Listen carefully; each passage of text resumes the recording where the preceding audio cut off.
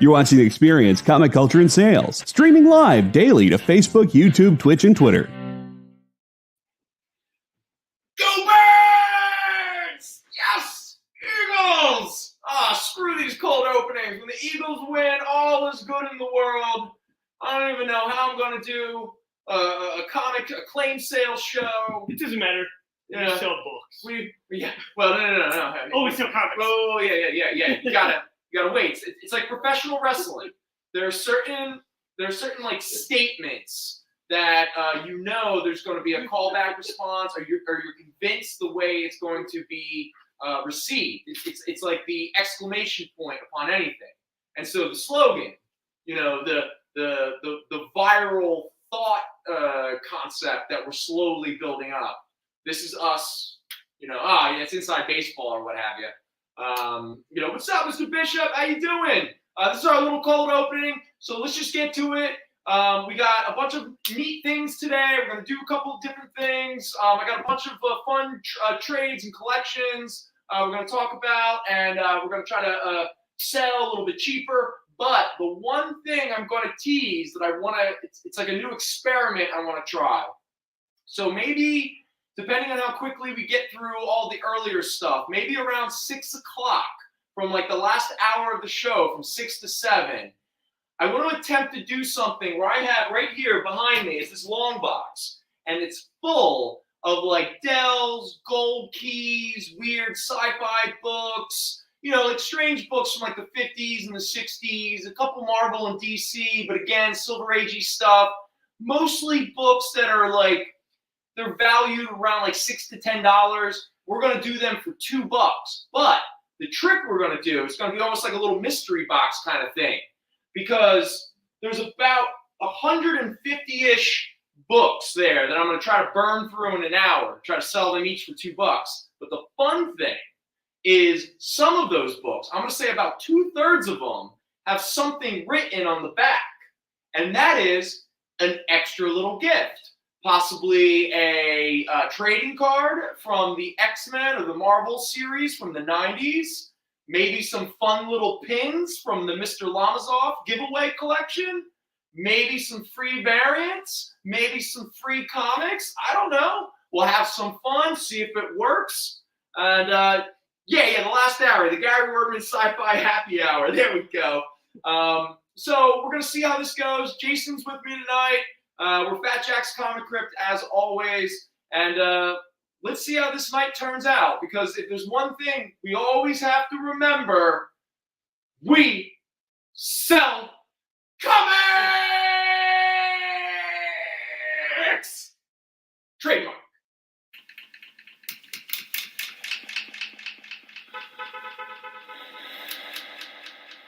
Hello.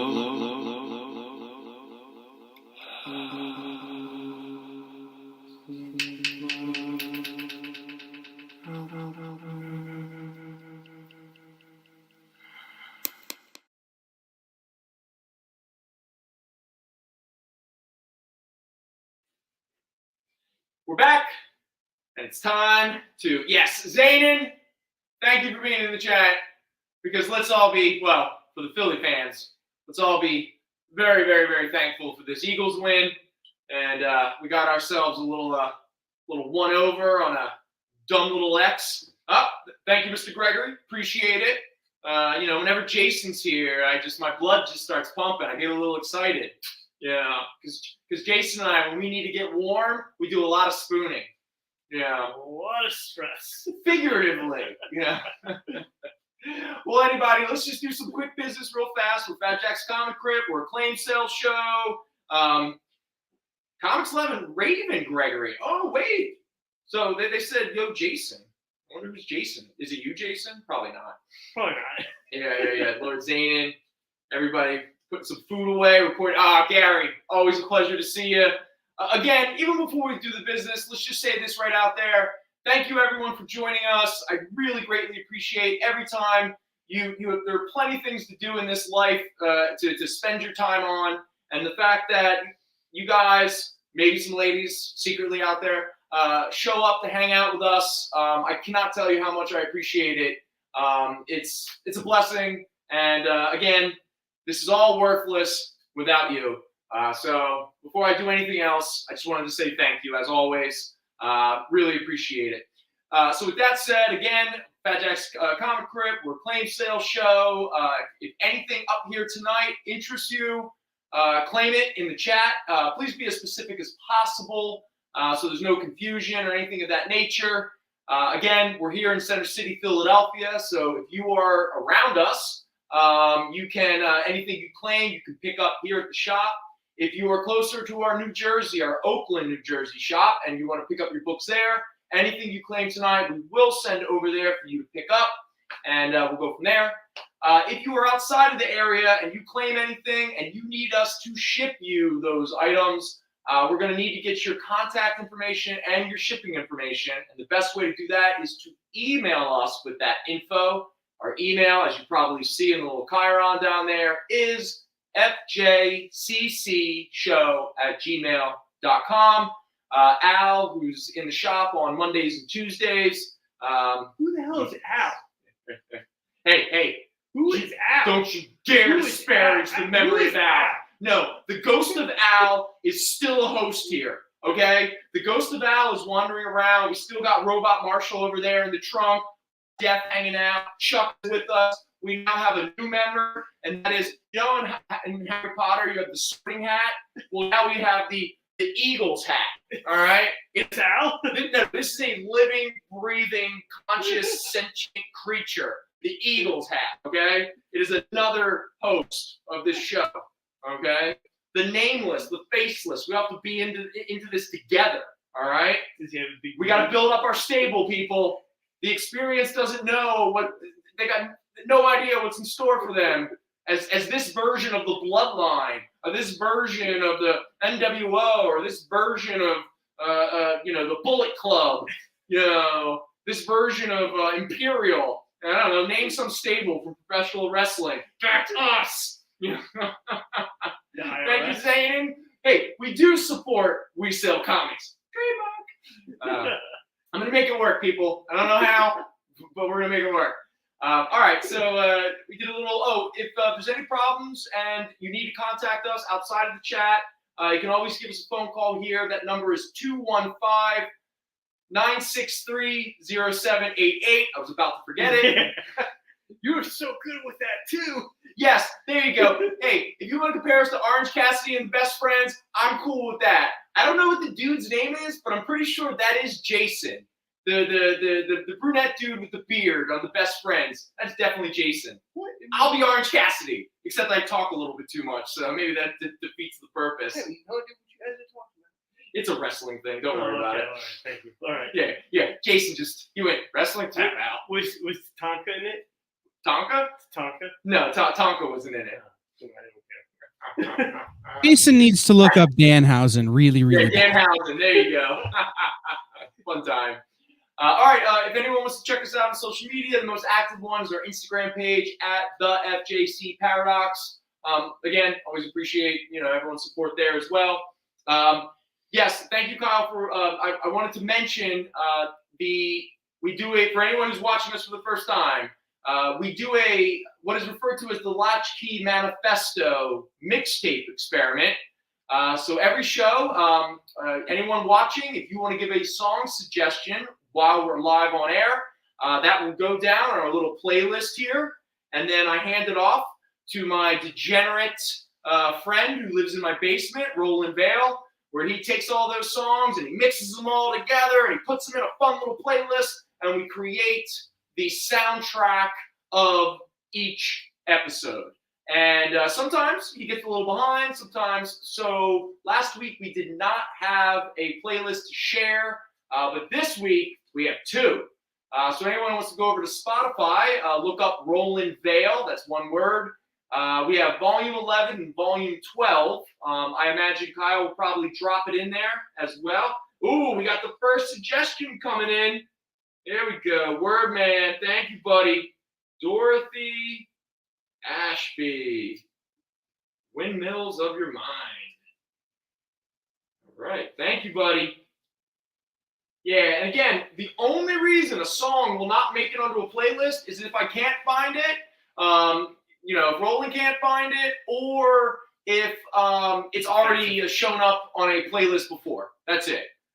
So if anyone's trying to pick Spice Girls Wannabe, sorry, it was the first song. No, it can always be stated, the first song to ever be chosen for this little magical experiment that we're doing was Spice Girls Wannabe. I mean, it was a real epic start, I'll tell you that. But again, it goes to show there's no high or low art here, people. All right, there's no judgment. It's just art. Nobody gets to make fun of each other's musical taste or anything of that nature, because the beauty of the experiment is the stream of consciousness nature of it. Because sometimes you get some weird juxtaposition in some of these songs. And hey, Roland, if you're watching, I really appreciate your help. You always really elevate it to the point of absurdity. So thank you, buddy. All right, so let's think. Have we kind of done all the business? Caveats. I think. Yeah, caveats. Yeah. Oh, shipping? Trent Beretta. Yeah, Chuck Taylor. Yeah, you are Chuck Taylor. Okay, yeah. Was that the other guy's name? Trent Beretta? All right.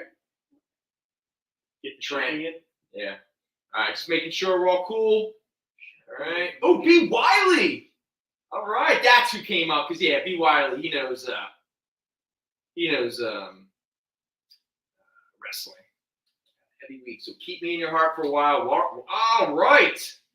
All right, so a little Warrant Zevon, and it isn't even the go-to.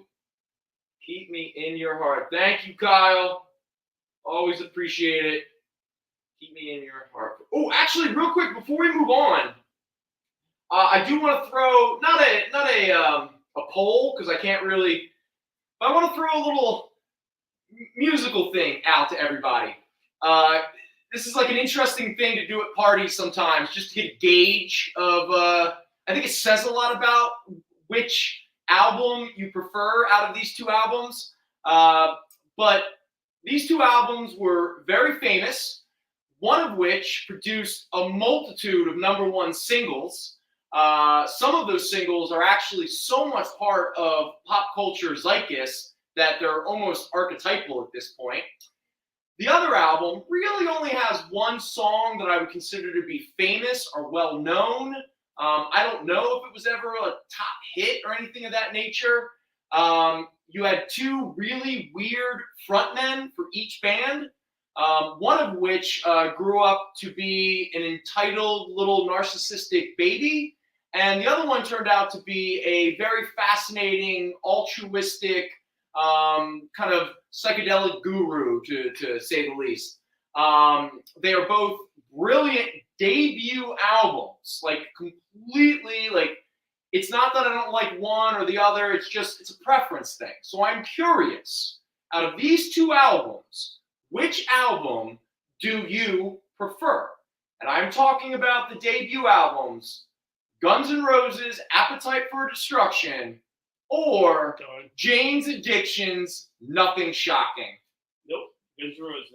All right, so Jason's already going Guns N' Roses. And again, I have a whole theory about what each of the choices is. I won't tell you what my choice is yet. I wonder if people could guess, but I'll just keep it to myself for right now. And Kyle, you'll never pick Werewolves. I gotcha. Okay. Let's get to the actual act of selling comic books. All right, so tonight, like I said, we're going to do a couple sort of different things, but for right now, let's just talk about the books that we have up here, which are a lot of fun. Yes, you're going to notice a lot of these are collections. We will talk about their prices and stuff like that, because except for a few exceptions that are brand new, a lot of these I think I'm going to do a little bit of a deal on. But we'll get to that in a moment.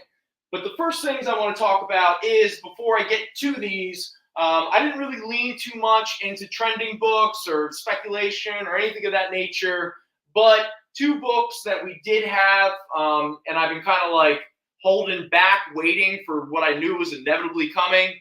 They have released, or they have confirmed in the next Captain America movie, that the character first introduced in Falcon and Winter Soldier, Joaquin Torres, will be coming the new Falcon in Captain America 4.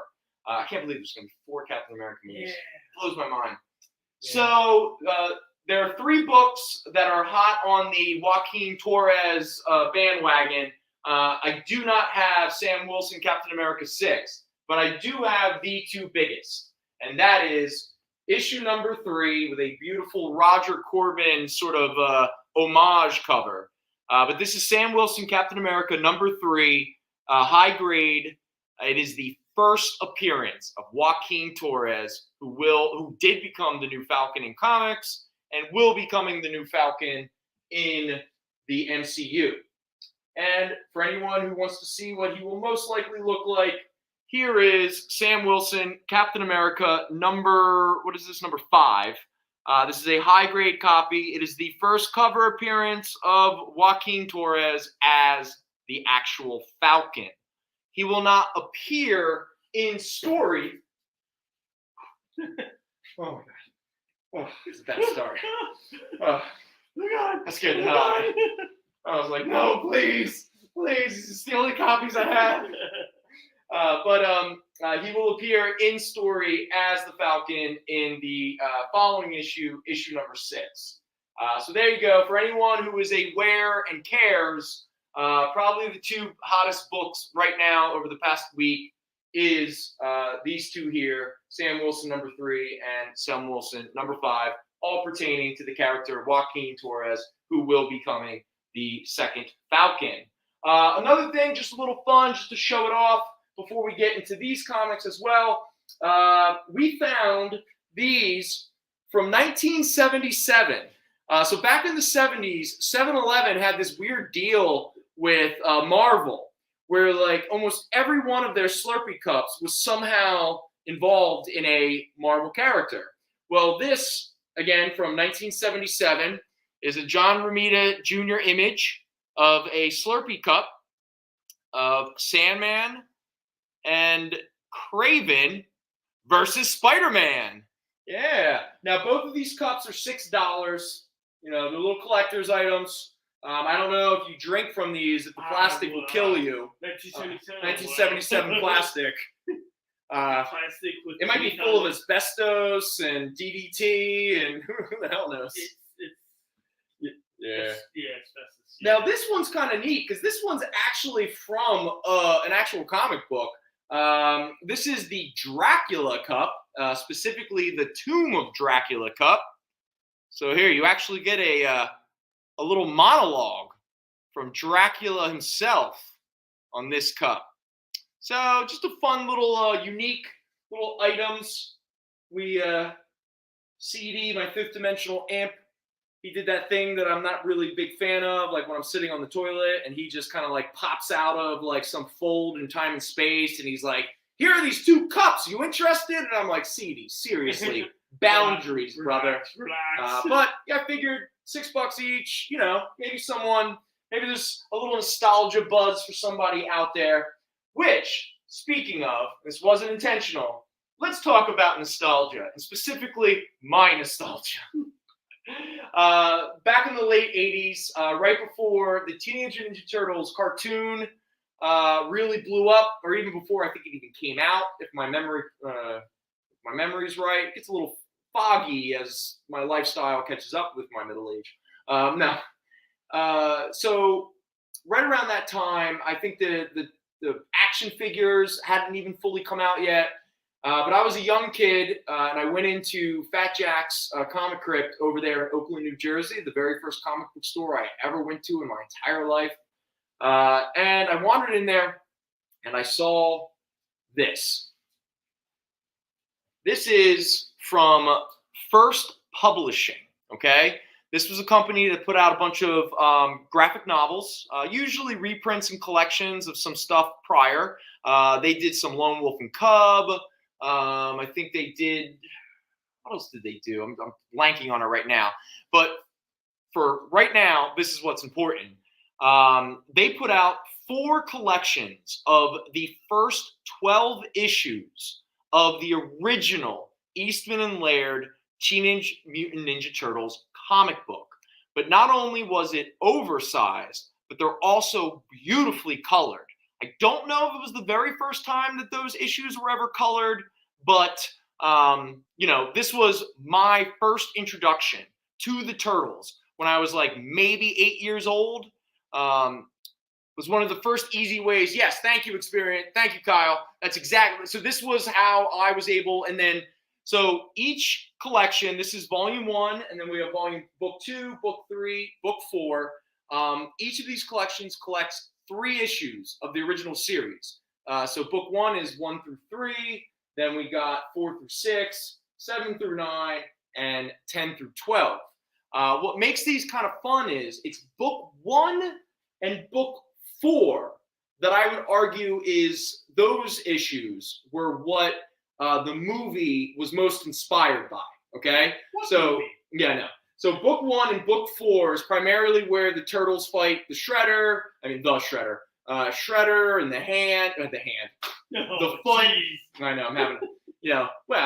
They were they were a parody of the hand, and so it's a Freudian slip. Okay? It's all right. You're good. You're good. Yeah. So book 1 and book 4 are really what, when people think of the Turtles, or if people's first blush with the Turtles was the film, it's these street level fight-in issues that I think most people remember. But what made the Turtles so weirdly unique at that time is what is found in book 2 and book 3, because obviously Eastman and Laird were very inspired by Frank Miller's Daredevil, Lone Wolf and Cub, all that kind of black and white comics at the time, and all that kind of stuff. And you see that inspiration in book 1 and book 4. But they were also big dorks that were really into sci-fi and Star Trek and Star Wars, and they were really into fantasy, Dungeons and Dragons, Lord of the Rings, all that kind of stuff. So the Turtles, even though it starts out ninja, street level darkness, and again, comes back to that in book 4. Actually, probably one of my favorite issues of the Turtles ever is the final issue, issue 12. It's when the Foot and Shredder come back and they kick the Turtles' butts. And it's also, they introduce Casey Jones. Obviously, his first appearance is in a one-shot, but this is when Casey Jones shows up in the Turtles' original comic series.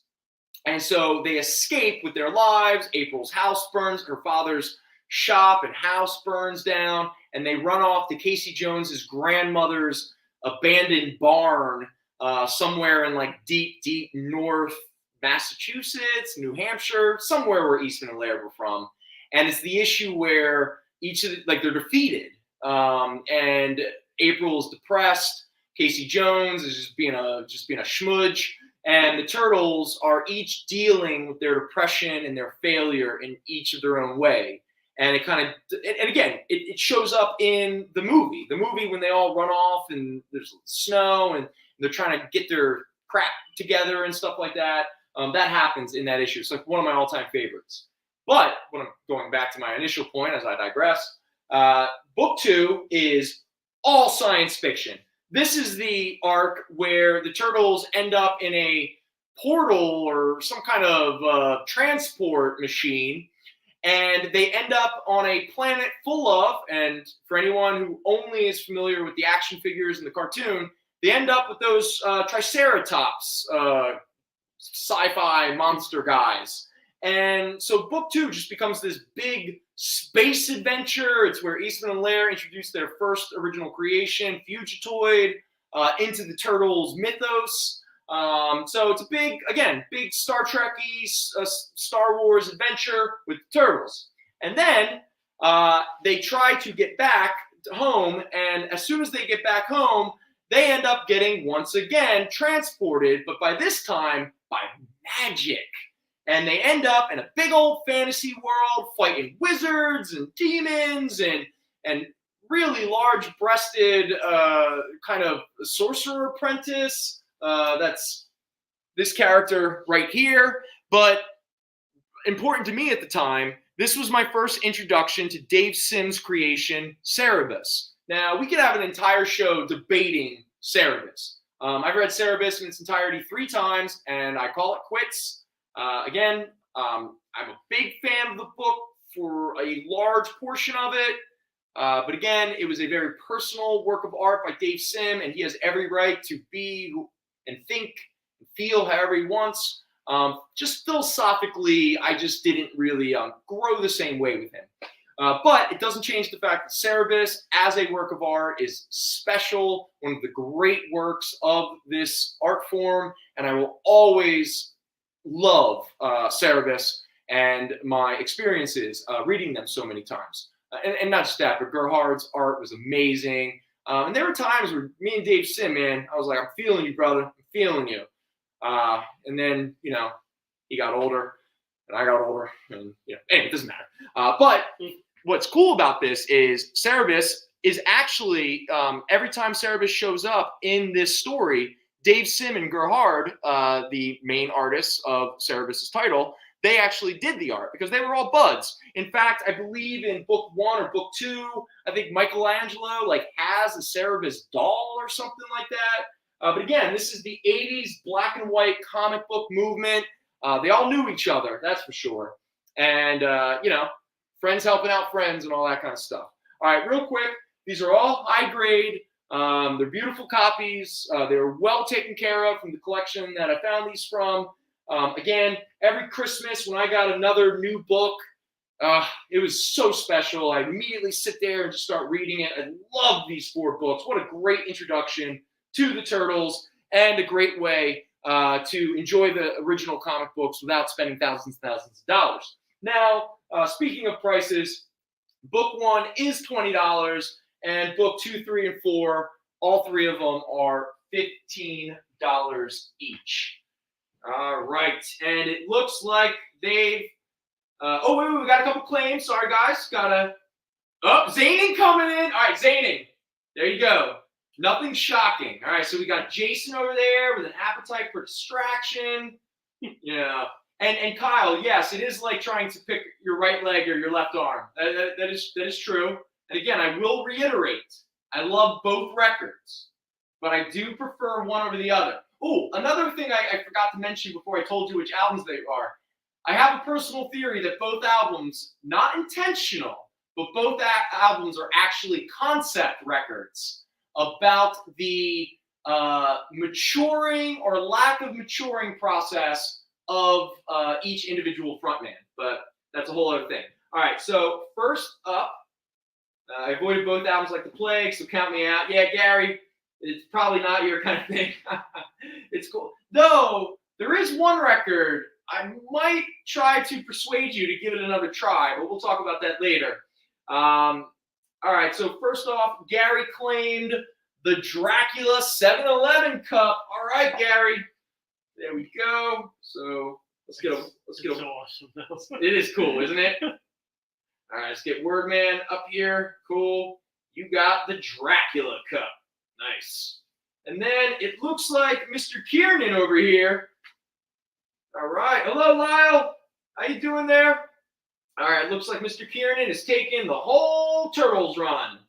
All right. All books. Good. Good grab. Good grab. See again. You should start getting some bets on which album you think I'm going to pick. But anyway, so these 4 books have been claimed, and I must say, if you've never read these before, Mr. Kiernan, you have yourself something to look forward to. You better sit down and actually read these, and not just hide them away in a box, in a closet, in an office you don't even go in. Put in a locker. Yeah. All right, there we go. We got our Turtles. Nice. Good stuff.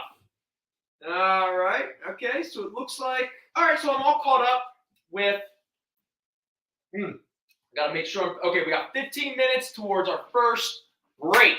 So next up, all right, this is a new book, so I'm not going to get into it too much. It's one of those things you're either going to recognize or not. It just came out this week, and I'm talking about. Thank you, Dark Horse Comics, for putting these books back out into an affordable print run.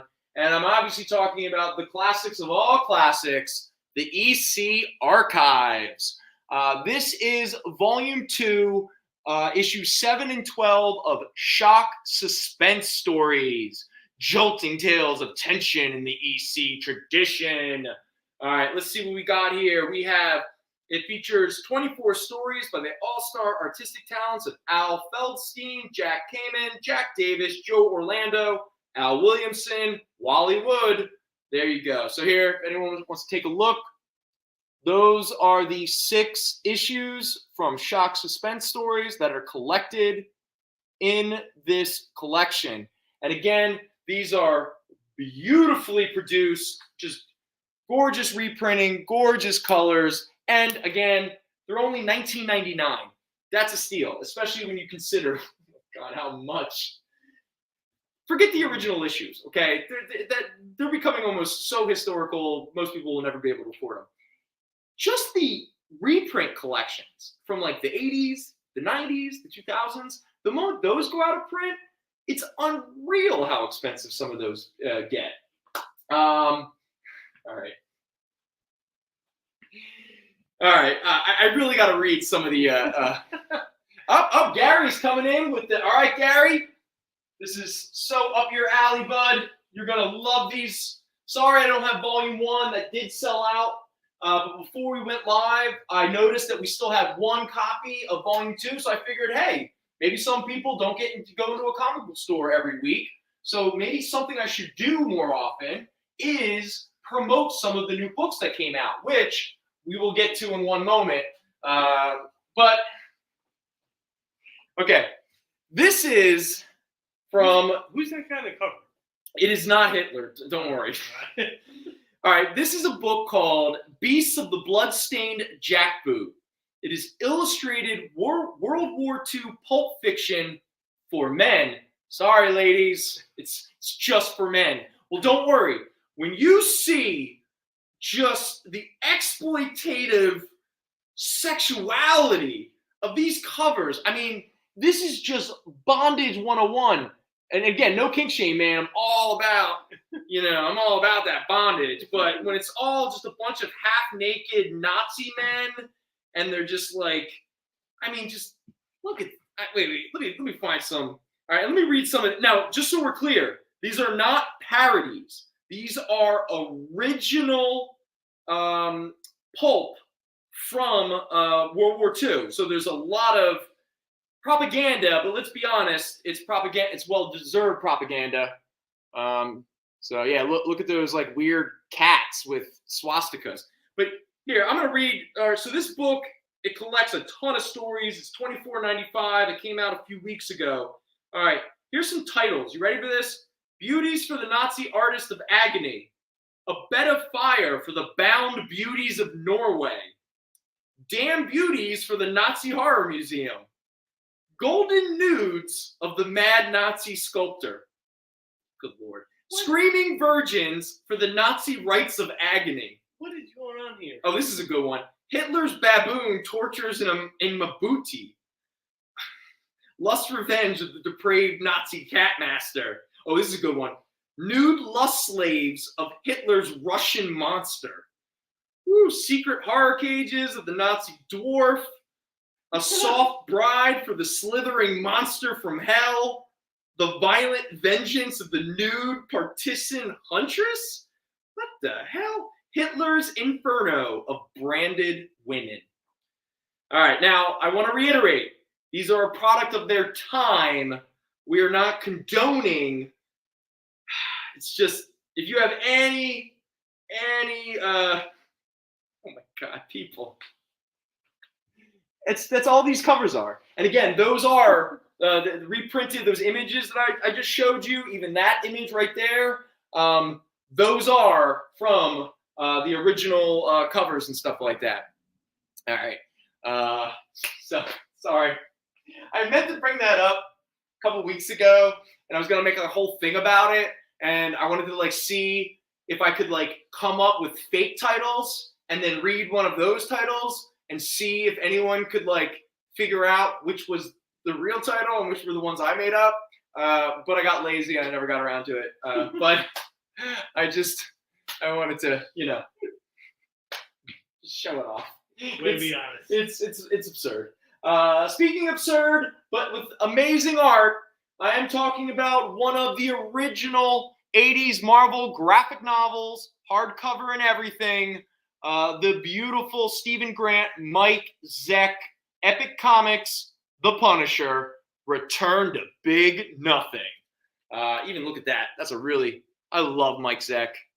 I mean, 80s Mike Zeck is just amazing. Wonderful colors. Let me try to see if I can find a cool. If your children, look away because there's some blood. But look, Punisher doesn't just gut you. He also body slams you into the door while gutting you. I mean, that's a real killer, you know. But anyway, this is a really, I loved this as a kid. What kind of terrible things can we say about 80s America in here? In the urban jungle, there is one who stands alone and apart, one who lives not for the law. That says a lot right there. But only to see justice done, the Punisher reaps a different harvest. Good stuff, man. For the first time since the acclaimed Punisher Limited series, the team many consider to be the ultimate Punisher crew is reunited. Yes, okay, good. Thank you for reminding me, book sleeve, because yes, Steve Grant and Mike Zeck had done the original Punisher Limited series, which was actually really cool. And then they did this book, which again was really cool. And then Marvel produced 30 Punisher titles for the next 15 years, and it all became less cool. Anyway, this book is an original first printing, but it's still the cover price. It's in beautiful condition, $16.95. And so as not to bother Gary with too much ranting and raving, because we got a couple pieces up here that might really trigger me, and before we run out of time, so like I teased earlier, around 6 o'clock, we're going to do a little experiment in terms of sale/giveaway, okay? And that is the long box that we got back there. Now, for anyone who's watched this show before, we've done this, Dell's, Gold Keys, a lot of books from publishers back in like the 50s and the 60s, some of the horror stories, some of the UFO books, Tarzan-y books, Tarzan's Got Many Kids, other Lords of the Jungles, people who aren't Conan, a lot of those kinds of comic books. Well, a recent series that started coming out that regrettably I only caught on with the 4th issue. So I missed the first 3 issues. So I actually don't know what they were parodying. But there is a series from Source Point Press called Sham Comics. And what each issue does is it does like a perfect aesthetic, aesthetic reproduction of the art style and tropes of certain genres that were popular in the mid-20th century in America. But they are obviously all parodies of those same things. So in honor of the fact that we're going to be selling some of those things later tonight, I want to show off the 2 issues of Sham Comics that we still have here in stock. So here is issue number 4, Funny Animals Hunted to Extinction, featuring Billy Ray, Cornsmutt, Mega Mouse, and some disgruntled pig, also starring Forrest Duck. So like I said, I want to just let everyone know. So this issue is obviously parodying the trend and genre of the funny animals, which were probably one of the biggest genres of comic books for a good 30 years. So again, they do even their little fake quasi ads, and then all of the art styles are done to be very, very reminiscent of the works that they are mocking. So yeah, look, you can even buy your tombstone for Billy. He didn't look both ways. He's a dumb little kid. Sally was a hopscotch casualty. Anyway, these Sham comics are a blast. They're very funny. They're only $4 each. Issue number 5, which I think came out, if not this week, maybe last week. This one is obviously mocking the pulpy sci-fi, the two-fisted, sci-fi fury books kind of thing. Superhero classics get clobbered. Here we have Captain Fortnite fights the flatulent fiends from Feator 5. Oh yeah, that dude totally cut one. All right, everyone, just seriously, if you don't know that these are comedies, just look at that cover real quick. Pretty much says it all right there. Again, they do these great sort of mocking ads, Tears of a Clown. That's pretty clever. And again, like I said, all the art style is done to be extremely reminiscent of the books they're obviously making fun of. While at the same time, again, something this done so well, they might be making fun of it, but there's obviously a lot of love. And let's be honest, most good parodies are born out of love. Kind of like Mel Brooks and Richard Pryor really loved Westerns. You get Blazing Saddles. The Zucker brothers really loved, disaster movies and stuff like that. You get Airplane. The people who created Scary Movie did not love Scream or any of the movies they were making. The people who made Epic Movie, the people who made another superhero movie. You can tell those parodies were made from a place of a lack of sincerity and quite cynical. And those movies don't seem to translate as well, but that's just my own personal opinion. All right, so Sham Comics, number 3, Funny Animals, and Sham Comics, number 4. Or 5, number 5. What happened to number 4? Well, we must have sold out. Man, I really missed out on this. Anyway, fun little books. If that's up your alley, you let me know. We'll take care. Oh, all right. We got one. Yo, Sam, we do. I will get to that one next once I just make sure that I take care of Zainin here. And Zainin's grabbing. So, Zainin, this is the number 5. It was the sci-fi superhero one. So, I'm pretty sure that's the one that you were referencing. So let me and don't worry, Sam, I'm going to get to that. Now, in all fairness, just to what you see up here in terms of the Kirby's, they are old collections, the from about a decade ago, the Jack Kirby omnibuses. These are the 4th world, but we'll get to that in one moment because I got to make sure Zainin gets his Sham. All right, there's Zainin, and you're getting Sham Comics number 5. All right, boom. All right, did I miss anything, Jason? Like before the Zainin's in the chat. Okay, Gary got the. No, just making. Sorry, people. I'm just trying to make sure I got all the claims. We got Jason's Turtles. Gary got the Dracula Cup, the EC Comics, and Zainin got the Sham. All right, cool beans. So. Let us talk about, Sam, if you're still there, I will show off the Jack Kirby 4th worlds that we have up here.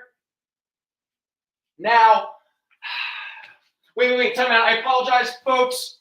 All right, Sam, hang out because we got a break right now, and when we come back, we're going to immediately jump into these. Hey, go ahead and show it. We'll take the break a couple minutes late. I got to run across the hall. Okay, all right, then I'll just show it off. All right, so while we wait for Kyle to come back, and we'll do a break then. So make you poopy.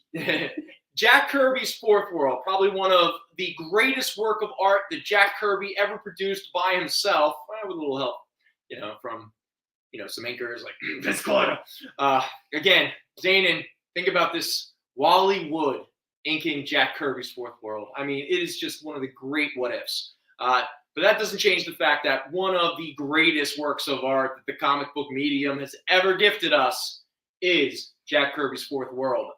Now, one of the drawbacks was it was way too ahead of its time, and DC had no idea what he was doing because this is literally Jack Kirby, late in his life, just stream of consciousness funneling his feelings about mortality, his feelings about the universe, about God. This is peak Kirby, and not just as an artist, but as an actual storyteller. I know a lot of people who don't consider Kirby a writer. I think they're missing the point. Maybe let's argue that Kirby is a poet. He's just more of a visual poet. And his language reads like it's coming out of some pantheon cosmos from, some other galaxy or something like that. Yeah, it's not realistic or whatever baloney people want to say, but it fits with the kind of stories that he's telling.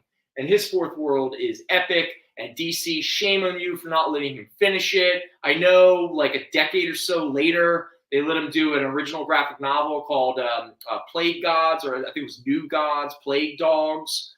And it sort of wrapped it up, but it really didn't. And then those New Gods, they sat on the shelf for a long time because, again, just like with Marvel with Eternals, once Kirby left, they were like, what do we do with these characters? I don't even understand. It's almost like whenever a writer takes over a mainstream book after Grant Morrison just changed the game. Yeah, you heard me, Gary. They don't know what the hell they just read. It's so far ahead of everything else that everyone is doing and thinking at that time. Now, again, the New Gods will come up, Cosmic Odyssey, and it would be fun, and they'll pop up here and there and all that kind of stuff. But it doesn't change the fact that, man, Jack Kirby's was the best. Now, the one drawback of the 4 books that we have up here, and it's very annoying, which is why I bought the Jack Kirby Omnibus, and I decided to donate and try to sell my 4 books, because book 1 is a hardcover, book 3 is a hardcover, book 2 and book 4 are soft covers. They're all out of print. They go for a lot of money.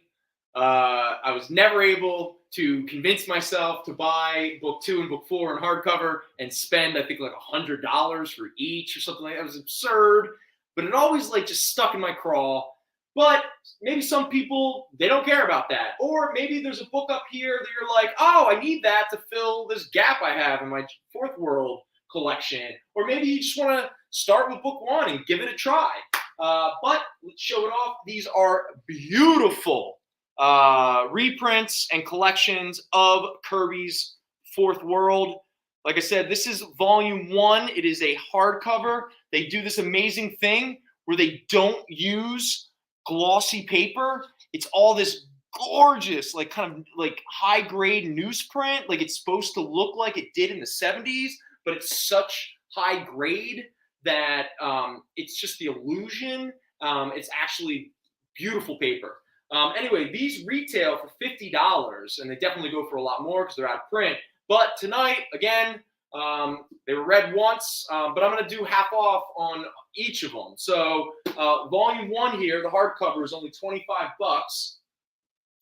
And then we have volume 2. Now, like I said, regrettably, that is a soft cover. All right, but the soft covers are a little cheaper. They retail for $30, so we're going to do $15 here on volume 2. Now, the other cool thing about these collections, unlike previous collections, this was one of the very first times where the collections are in chronological order to how Kirby told the story. They're not separated because, again, for anyone who's not aware, Fourth World Cycle was made up out of 4 books that Kirby was doing at the same time.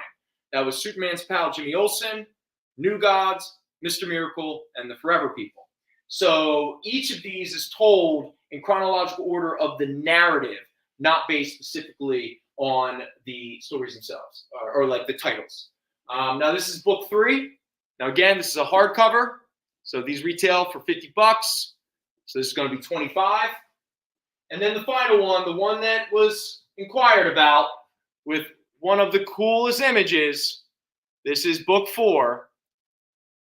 And again, this is a soft cover, which retails for $30. And we're going to do it at $15. All right. Yeah, man, these are just, these are so amazing. But it just, in fact, the one thing I don't like about the omnibus is it's a little bit more of a glossy paper. The paper used in these collections, in fact, the paper used in all of these book jacket, they did all these Jack Kirby's, they did the Losers, Newsboy Legion, the Demon, all that kind of stuff. The paper they used in these collections was top notch. In fact, more Silver Age, Bronze Age collections should be more like that paper to kind of give it a nod to the era that it comes from. But, that's just me talking in a comic book shop. None of these people are looking for me to, make their businesses any better. Hey, that's nice. Sell your books. All right. Here we go. Oh, yeah, Sam, if you got the giant Fourth World Omnibus, you got all of that. So you're good. And Sam, you are right. Go Birds. All right, everybody, we're going to take a break right now, and when we come back, we will get to more of the books that are up here, and we're getting closer and closer to our fun little sale giveaway experiment. All right, so we'll see you in a moment. This is The Experience.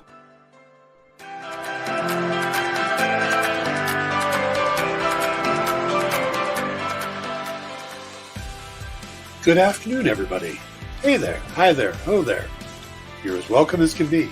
Hi, I'm Nancy McCann. Welcome to Friday Night Live on The Experience. Welcome, everybody. It's Fat Jack's Comicrypt. Brendan, Al, Jason, hanging out. There I am. Welcome back to Kicking It with Henry, folks. I am your host, Henry Kumpa. It's great to be here with you guys. So we are going to talk about books that are in stores this week. Hi, everybody, and welcome to Mishmash. Hello, and welcome to the Black Comics Universe, presented by Peep Game Comics. And you gotta love it that the first people in a minute to skim it are creators. Up, everybody! Welcome to another Wednesday Warriors. My name is Joey Galvez, and this is my pal Ambrosia. Hey, everybody! Welcome to Space Cadets. Hey! What's up? Welcome, everyone, for another episode of I Must Ask You a Question.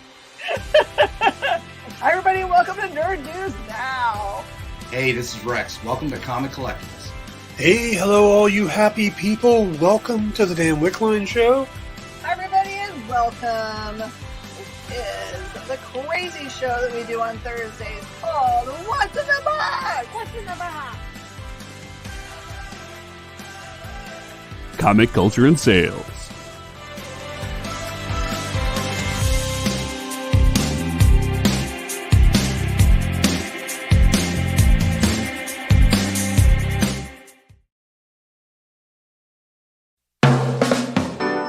Get the inside scoop on everything happening at The Experience every week. Join our mailing list by scanning the QR code at the bottom of the screen and then watching your email inbox.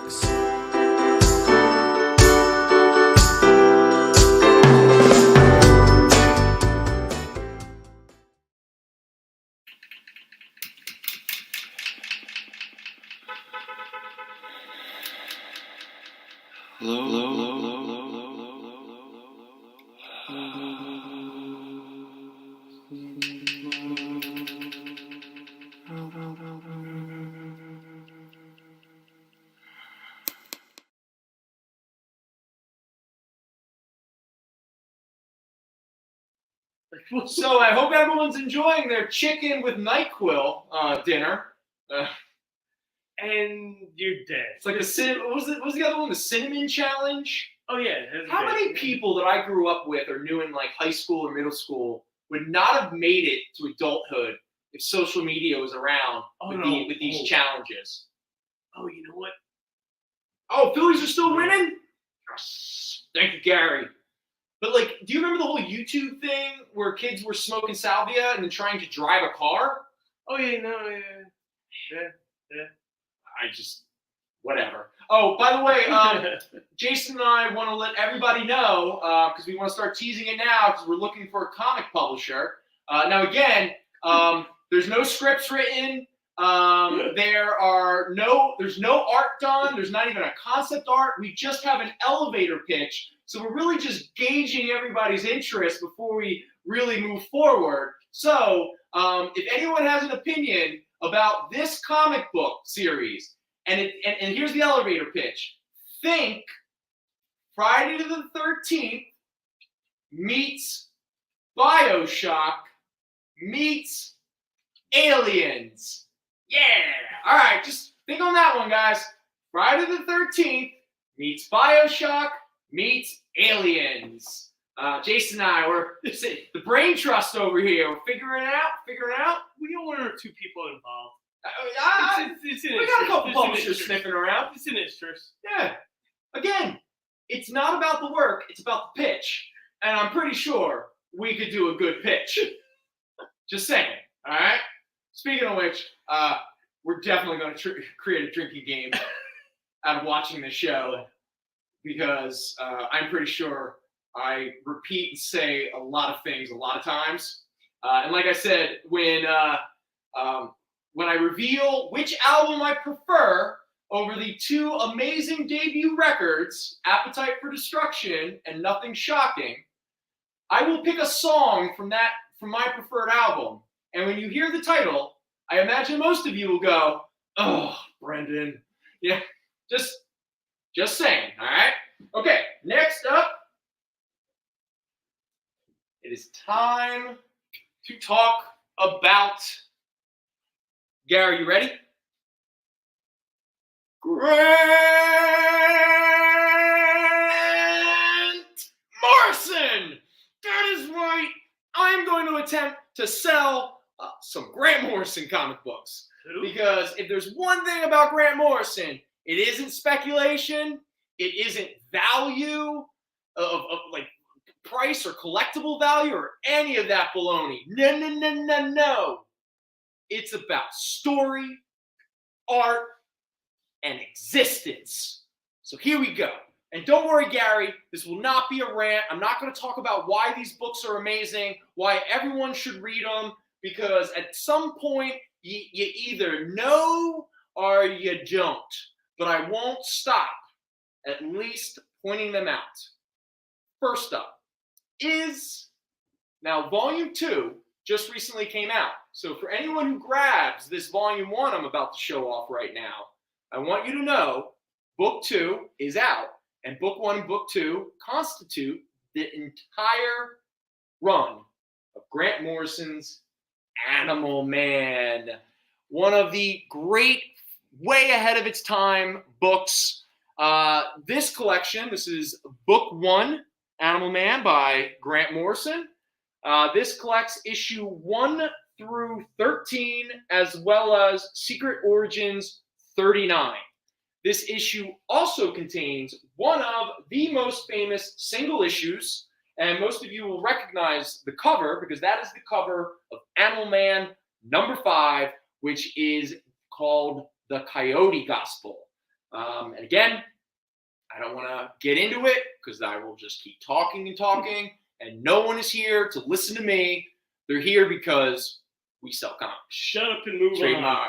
Shut up and move on. Anyway, this beautiful collection, just gorgeous, gorgeous collection. It retails for $35, but it could be yours tonight only for $20. All right, so there we go. And if you dig it, if you're into it, Book 2 is out there, readily available. Get your hands on it. All right.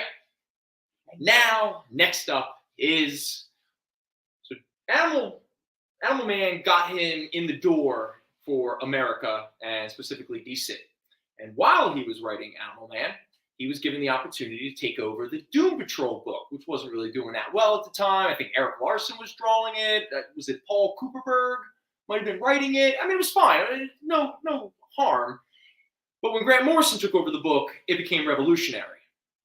And again, you don't need me to describe how big of a game changer Grant Morrison's Doom Patrol is, especially in regards to adding new elements to the comic book medium, or its exploration in surrealism, Dadaism, futurism, dealing with multiple personalities, childhood trauma, sexual abuse, non-binary, certain kinds of transient genders, all this kind of stuff. I mean, this is just next level. For anyone who sits there and uses terms like woke lately, if Doom Patrol, if social media was around at the time and this was one of the biggest hits ever, so even people who would never read it would have been aware of it, they would have attacked the hell out of this book. This book was so insanely progressive. I mean, and again, you want to talk about just a smorgasbord of like conspiracy theories, but when they were fun. I mean, again, a painting eats Paris. You have a Danny the Street. I mean, Crazy Jane. And if anyone watched the Doom Patrol HBO show or the DC Entertainment show or whatever the hell they call it, Discovery, it doesn't matter. Honestly, I dig it. Danny the Street's in the show. Mr. Nothing's in the show. They even introduced Flex Mentallo. So I guess you're picking up what I'm talking about. That show is not based off the old Arnold Drake Doom Patrol or the Doom Patrol that popped up now and again in the 70s and 80s. That whole show is based off of Grant Morrison's Doom Patrol. All right, now, each of these are beautiful condition. It's 6 books that constitutes the entire Grant Morrison run. They all are, they retail at $20 each. But again, tonight only, each volume is going to be $10 each. So here we go. This is the first volume, The Crawling from the Wreckage. Some amazing Brian Boland covers, amazing Simon Bisley covers. I mean, this book is just next level. Volume 2, The Painting That Ate Paris. Volume 3, Down Paradise Way. Get me down. Number 4, up. Flex Mentallo, my boy. Muscle Bound. Number 5, The Return of Mr. Nothing, The Magic Bus. And the final volume and the last chapter of Grant Morrison's brilliant Doom Patrol run. You don't have to like it. You don't have to even appreciate it. But this book is not overrated. This book is underrated. And it is a work of art. Volume 6, Planet Love. Yeah, the show's good. You want to know why it's good? Because it's based off of Grant Morrison's Doom Patrol. Yeah. They knew where to select the source. Dude, yeah, no, that's my boy. Also, for anyone who's just like, oh, this is all a little too heady for me. Brennan's pushing his weird, crazy art crap That's on me. What Brent would say. Brent would be like, yes, he's right. Yeah, no, Grant Morrison. Again, don't say my book. Grant Morrison wrote the most successful Justice League title of all time. Yeah. All right, he wrote the ultimate 90s mainstream book and did it better than everybody. Anyway, but don't worry, because Grant Morrison also did a lot of work for hire, and he did cool guy books like, you got it, Grant Morrison wrote Spawn. Who the hell's Spawn? I know. So back in issue 16, 17, and 18, Grant Morrison wrote 3 issues of Spawn, illustrated by Greg Capullo. Now, this is before Greg Capullo took over the Spawn title from Todd in terms of doing the art duties. Todd McFarlane obviously was writing it. He was heavily involved, all I could find. He was inking Capullo. Actually, Capullo's art in Spawn was actually really cool. But this was the first introduction of Greg Capullo to the Spawn title. I don't know if Todd McFarlane, it doesn't matter. I'm speculating about stuff I don't even know. But Grant Morrison wrote 3 issues of Spawn. And here's the great thing about it.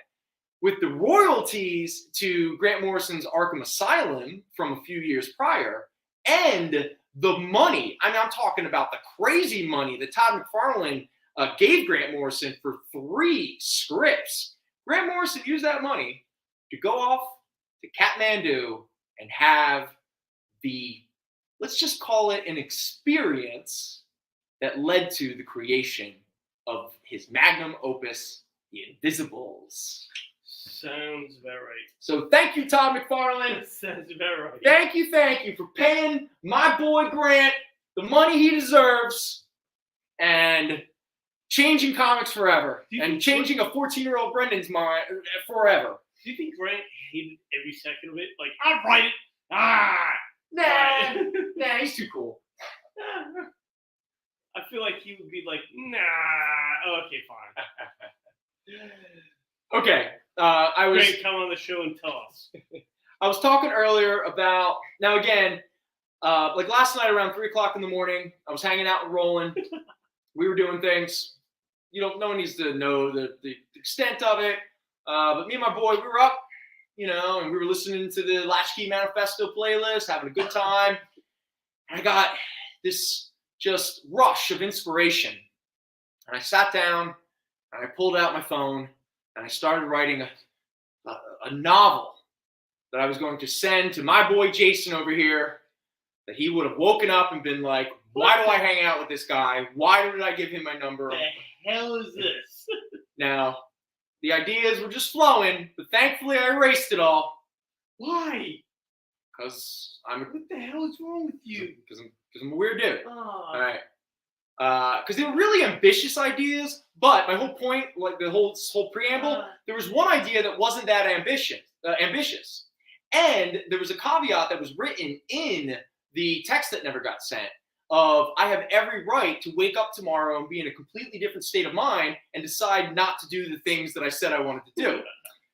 So with that said, I'm going to try going forward, if I can on this show, to point out a couple new books that came out that week or what have you, to just kind of put it out there for people who don't get into the comic book shop every week. Also, kind of fits with what the comic shopping experience is trying to create and do, which is a lot about trying to manifest here online, like being in a comic book shop and hanging out. And one of those things is talking about some new books and recommending them and stuff. The one thing I'm going to try not to do, because I can get very pessimistic and I can get pretty dark, and it happens sometimes on this show, much to my chagrin. But when I talk about certain new books and stuff like that, I'm going to try just to talk about stuff that I'm optimistic and positive about. I'm not going to use this platform to just piss in the face of everything. Because again, everyone loves the things they love and all that kind of stuff. So with that out of the way, I just wanted to point out that I had a few minutes and I caught up on a couple books, one of which just came out. Again, Jason's take on the new movie Prey is a terrible take. And I don't know, Jason, have you read the new Marvel comic book by Ed Brisson and Kev Walker, The Predator? I love it. Dude, Jason and I agree. I love it. Dude, I loved it too. I think he's great. Dude, okay. Okay, so I don't know. So this is a 6-issue story. They could obviously just treat this as a mini and start up with like Predator Volume 2, sort of like they did with Alien. We're now on to Alien Volume 2. Or they'll continue. I don't know. But in terms of this 6-part story, that 2 issues have come out so far, let's show that that's Predator number 1. And then that's the most recent issue, Predator number 2. Jason, it's awesome, right? You know what? It reminds me of the old Aliens Predator, where you had a character that's like, oh, my family died and everything like that. I gotta, come back and be a bold person.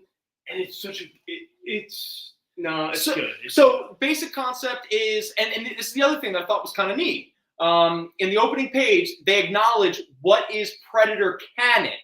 And it looks like the only thing that's Predator canon towards Marvel's Predator series going forward is the 1987 Predator, Predator 2, Predators. That was the one by Robert Rodriguez where Danny Trejo was in it. Come on, Danny Trejo in a Predator movie. Cool. Danny Trejo, period. Yeah. Cool. And then the 4th movie is the Predator, the Shane Black movie. And obviously, I'm pretty sure Prey is a part of that because let's be honest, it's 20th Century Fox. Disney owns all this stuff. The Predator movie wasn't bad. No, the Predator. I have to rewatch it. I remember being disappointed, but I liked Predators a lot. Yeah, no, the Predator movies. It's very. Well, I'll say this: there's 5 Predator movies that I like watching. Predator, which is probably one of my top 10. Phenomenal. Like When I'm Dying. Phenomenal. I have a whole list of movies that when I know I'm dying, I'm watching these movies one last time. Predator is on that list. All right, just so we're clear. No kidding. And then Predator 2. And obviously that had to grow on me. When I first saw Predator 2 as a kid, I was mad because it wasn't just a remake of Predator. Because you're a kid and you're like, yeah, I wanted Arnold Schwarzenegger. No, again, Arnold Schwarzenegger was like my favorite. I don't like this movie. He's yeah. afraid of everything. I was like, Danny Glover from Lethal Weapon? We don't even get Mel Gibson from Lethal Weapon? I gotta retire tomorrow. Which is funny, because 2022 Brendan would go back to 1990 Brendan and be like, you're going to regret saying that. When Danny Glover is in your mouth, you show him respect. All right? You acknowledge Danny Glover. All right? Okay, just so we're clear. All right. Anyway. Oh, and everyone, that's the big joke. For anyone who saw Prey, there's a moment where the one trapper gets killed and he loses his gun and the Predator picks it up. The fan theory is that gun that gets picked up in Prey is the gun that the Predator gave Danny Glover at the end of Predator 2 when he's handing him that old like gun, and you really what most people remember from that scene is the xenomorph, the alien skull right over their shoulder, right behind them. Well, it was after that, like he throws the gun to Donald Glover, he picks it up and he goes, "Oh," and it says the name of the guy that killed in 1917 something. He's like, "Oh, thanks." Now I would have to go back and really look if that really tracks. I don't actually know. It does track. Okay. It does track, but it's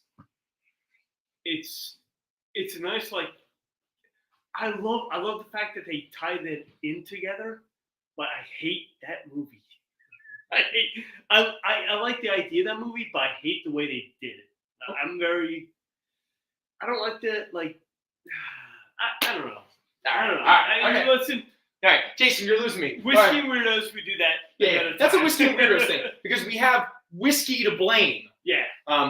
Okay, now Donny Cates doesn't need me to promote him. Donny Cates is doing fine. Okay. Who's Donny Cates? So Donny Cates was pretty popular prior to Venom, but Venom, that was the book where he really blew up. I mean, the null stuff, I mean, the speculation market went insane. Good luck finding any of those early Venom issues. The series turned out to be a lot of fun. Again, God Country is brilliant. Crossover was a blast. Here's the one thing I'll give Donny Cates a lot of credit for. The dude just unabashedly loves comics. And in a way, it's almost like if Grant Morrison and Todd McFarlane had a baby and that baby had a little brother, it would be Donny Cates. But my thing with Donny Cates is he grew up in our period. Yeah, he's our peer. He brings it up and he's like, "Oh, wait a second. These are comic books nobody pays attention to now." No, again, I agree, and I'm not. And I'll say this, like I was resistant at first because I was afraid Donny Cates was just like a dude who knew how to use social media and like really like kind of create this speculation market to really amp up his books. I was like, are his books actually really good?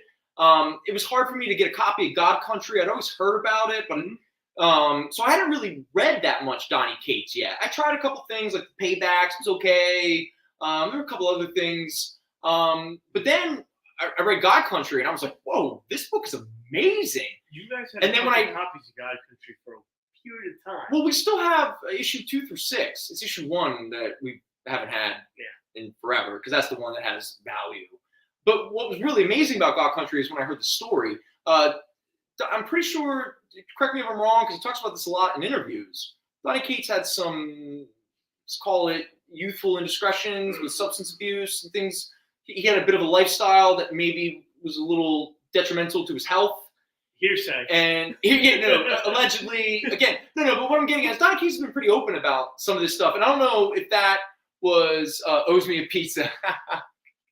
Kyle, okay, you know what? All right, from this point forward, folks, we got to stand by Kyle. Even though I'm going to promote a really fun Donny Cates book, never let Donny Cates ever forget. He owes Kyle, super producer Kyle. All right, you guys want to hear the story? Sure, give it to us, man. I low-key introduced him to Ryan Stegman. That's cool because we're gonna have a nice segue then. But so I go, the least you could do is like buy me a pizza, and he goes, "That's fair, I'll do that." And that was 3 years ago. Oh man, and not good. Every time I see them at a convention, I go, you guys have to break up until he buys me a pizza.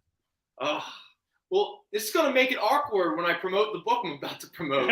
Oh, I love both of them. They're dear friends, and I'm so thrilled for their success. But dude, it's just Domino's. Like, I'm not asking for expensive pizza. Yeah, they could order it like online and have it sent to your house, or they could like prank you.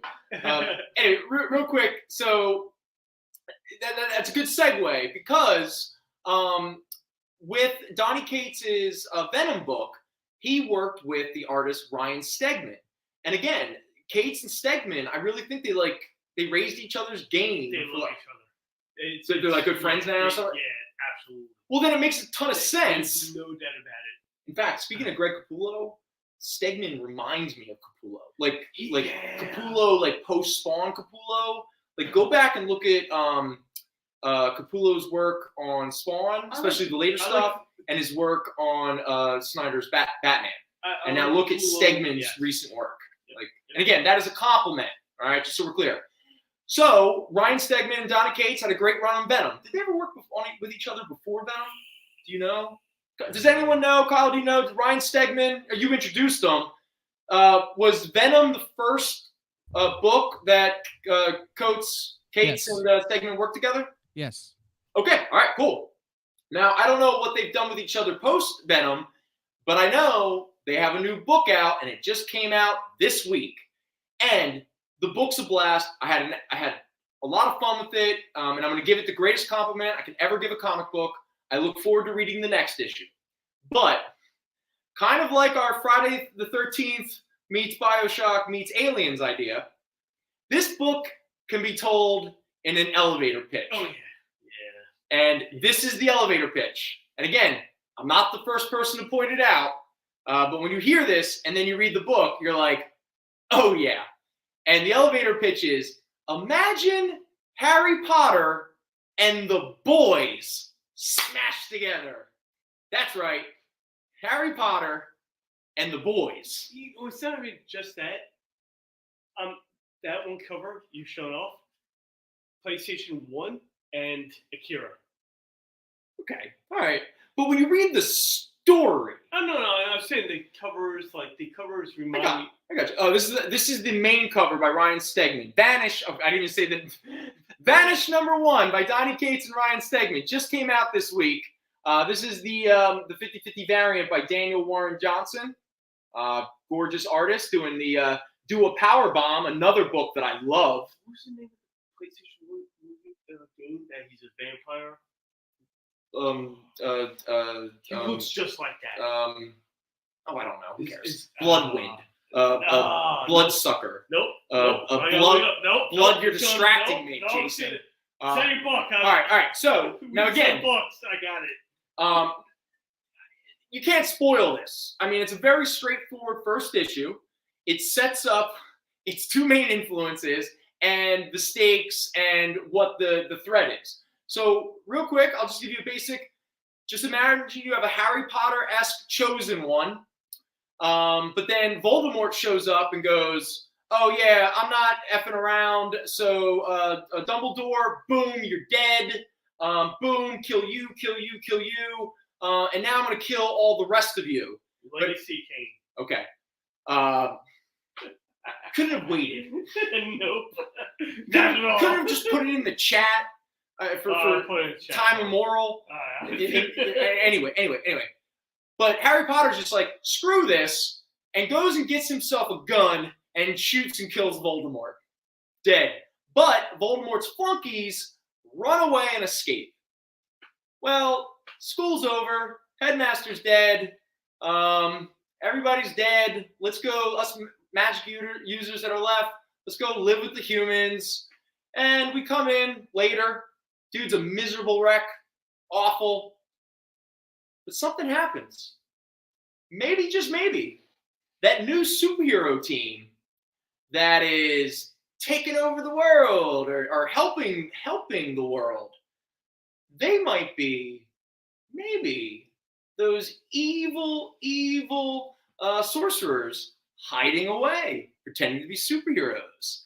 Anyway, love this book. It was a blast. Can't wait for the second issue. Donny Cates, Ryan Stegman, Vanish #1. We got plenty of copies here at the shop if anyone is interested. If not, keep it on your radar, and we'll have some fun.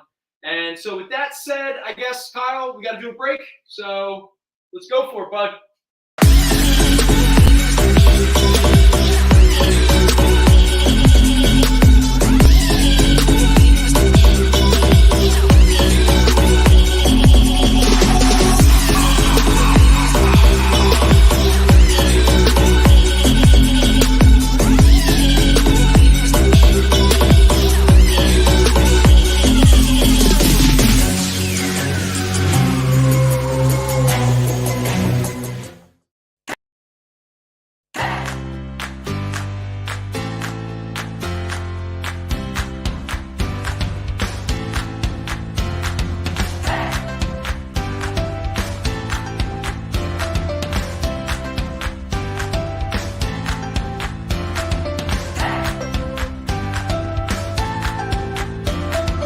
There's something for every imagination at your local comic shop.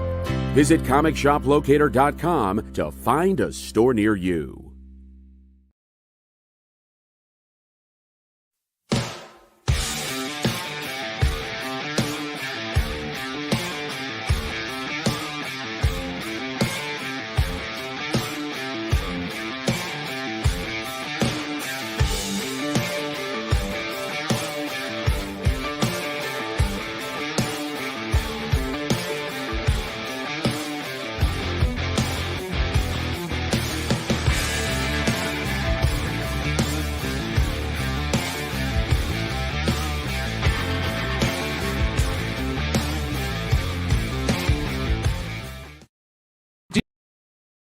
Did you know that every experience show, including some exclusive content, streams on Twitch? Check it out, twitch.tv/the_EXP. Or just scan that QR code.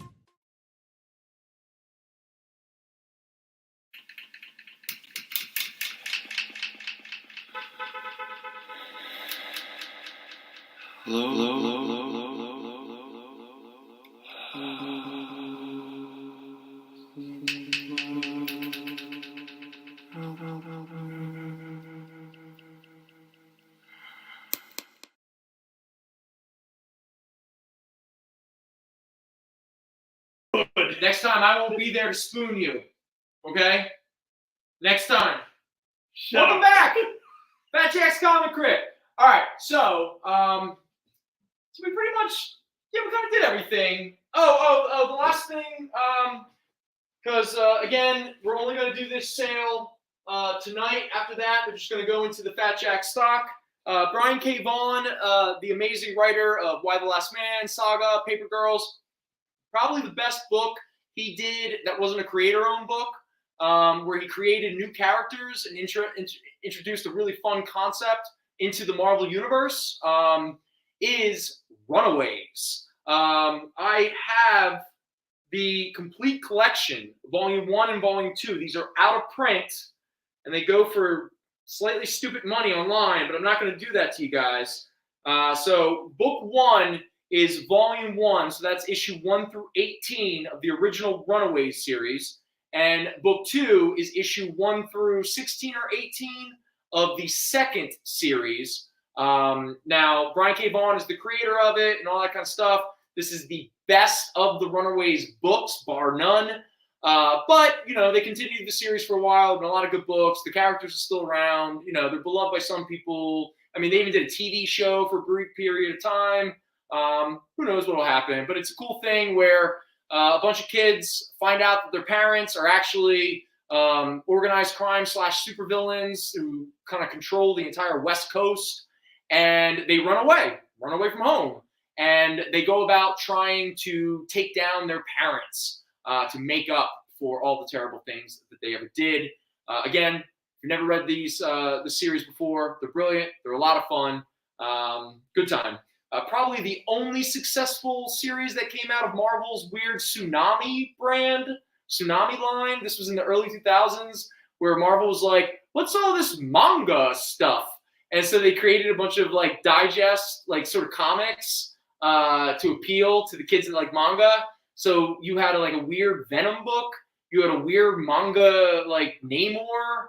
You had Scotty Young, a very early Scotty Young did Human Torch. But the book that really took off was Runaways. So this is book 1. Now, they retail for $35 each. But again, tonight only, they're in perfect, beautiful condition. I'm going to do $20 for each. So $40 for both, just so there's no, So, all right.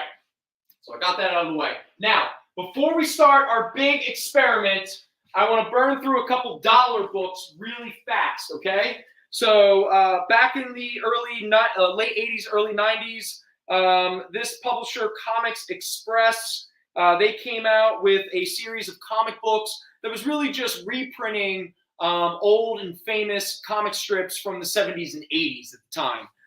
So all these books are $1 each. I'm going to burn through them really fast. I'll read some of the comic strips that are in here. I won't read the issue numbers or anything like that. Don't worry. Technically, this is the first issue of this reprint series. But you get stuff like Outland, Shoe, Mother Goose and Grimm, Ernie, Buzzard, The Neighborhood, Bad Habits, The New Breed. So these are all $1, and again, it's all a bunch of really cool, fun comic strips. So they just keep coming. It's a lot of Outland, Shoe, Mother Goose, Ernie. It's Bizarro, The Neighborhood, Bad Habits, The New Breed, Pogo. This is when okay, then we're gonna start getting some new stuff. That's Pogo, The Quigmans, Outland. Oh, and then the rest. So just a lot of really fun classic comic strips. In fact, some of these comic strips, I don't know if they're even reprinted anymore. Like, does anyone even see Bad Habits or New Breed? Dude, I can't think of the last time I saw Ernie. So, so these are just a fun little, so anyone just wants to have some fun with some old school comic strips, I have a bunch of these for $1. So, yeah, I think like The Neighborhood and was a kind of ripping off Far Side. Remember, I like Shoe. Shoe was cool. Yeah, Mother Goose and Grimm. These are fun. So, here we go. And the last two. Cool. Just one day. All right, so those are the books that we have for $1. If anyone has any questions or wants to know anything else about those comic strip collections, let me know. And we'll go. Hey, Mr. Bishop, when you say it was, you were probably talking about Runaways. It was a great series while it lasted. I'm assuming you were talking about Runaways because that was the book I was talking about before. All right, here we go. All right, so it is almost 6 o'clock. All right, so we have a break at 6:30, then we end at 6:58. Kyle, do we have a show after us? All right, Kyle's not there? Negative, Ghost Rider. All right. So if we're having a lot of fun and this works out better than I expect, maybe we'll go for a little bit longer. Maybe not, no dead drop time. If this works out the way I'm hoping it might, or if people enjoy it, we'll probably do it again with different stuff. So first, let me just make some room here. All right. So here's how it's going to work. I should push the Predator more, but I'm not gonna. It's a great book. I know. All right, so here's my long box. All right. It is full of lots of Dell and Gold Key and funny animal books and sci-fi stuff and Tarzan and I think there's like Lone Ranger and some Bugs Bunny and Disney stuff and all that. All right, so they're all books. Let's not worry about the condition.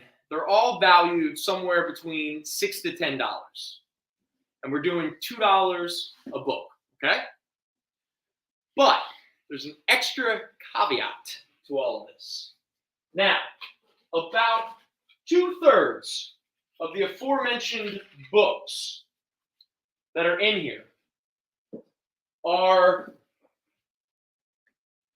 marked with something written on the back. And what's written on the back is one of these items. A pin, a pack of Hitchhiker's Guide to the Galaxy cards. What? I know.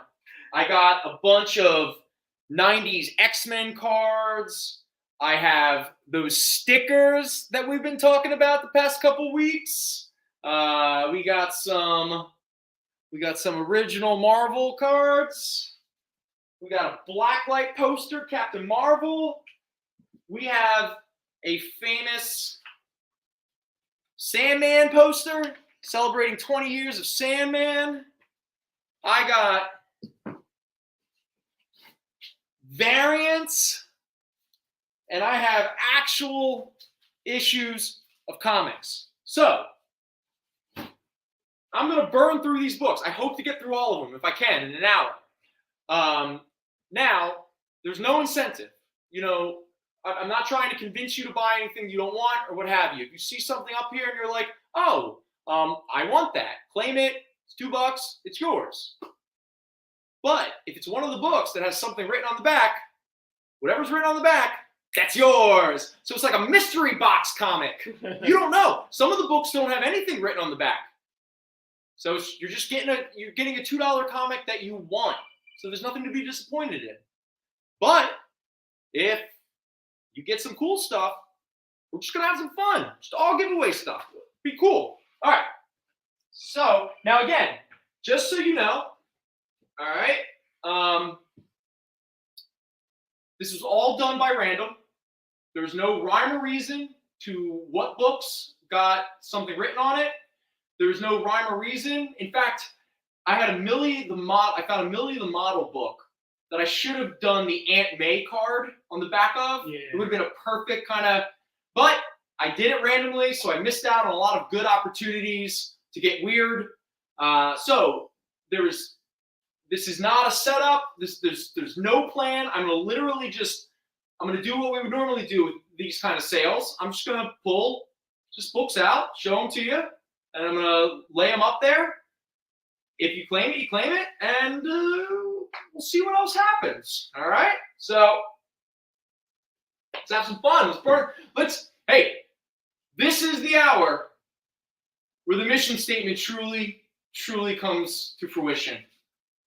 Because I've said once, I've said twice, and I'll say it a lot more times. We sell books, comics. Trademark.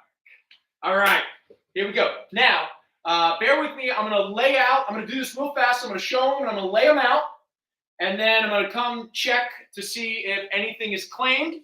So when I say this is all random, I'm literally also going to pull books at random.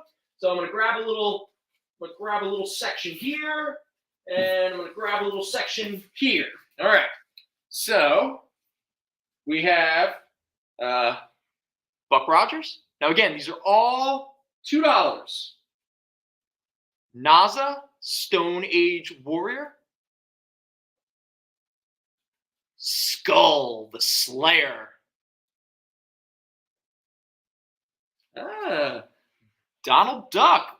Weird boulder beasts attack Donald's outer space safari. Look, they don't even need helmets. They can just breathe in space. Gotta love Disney comics. Oh, got another one.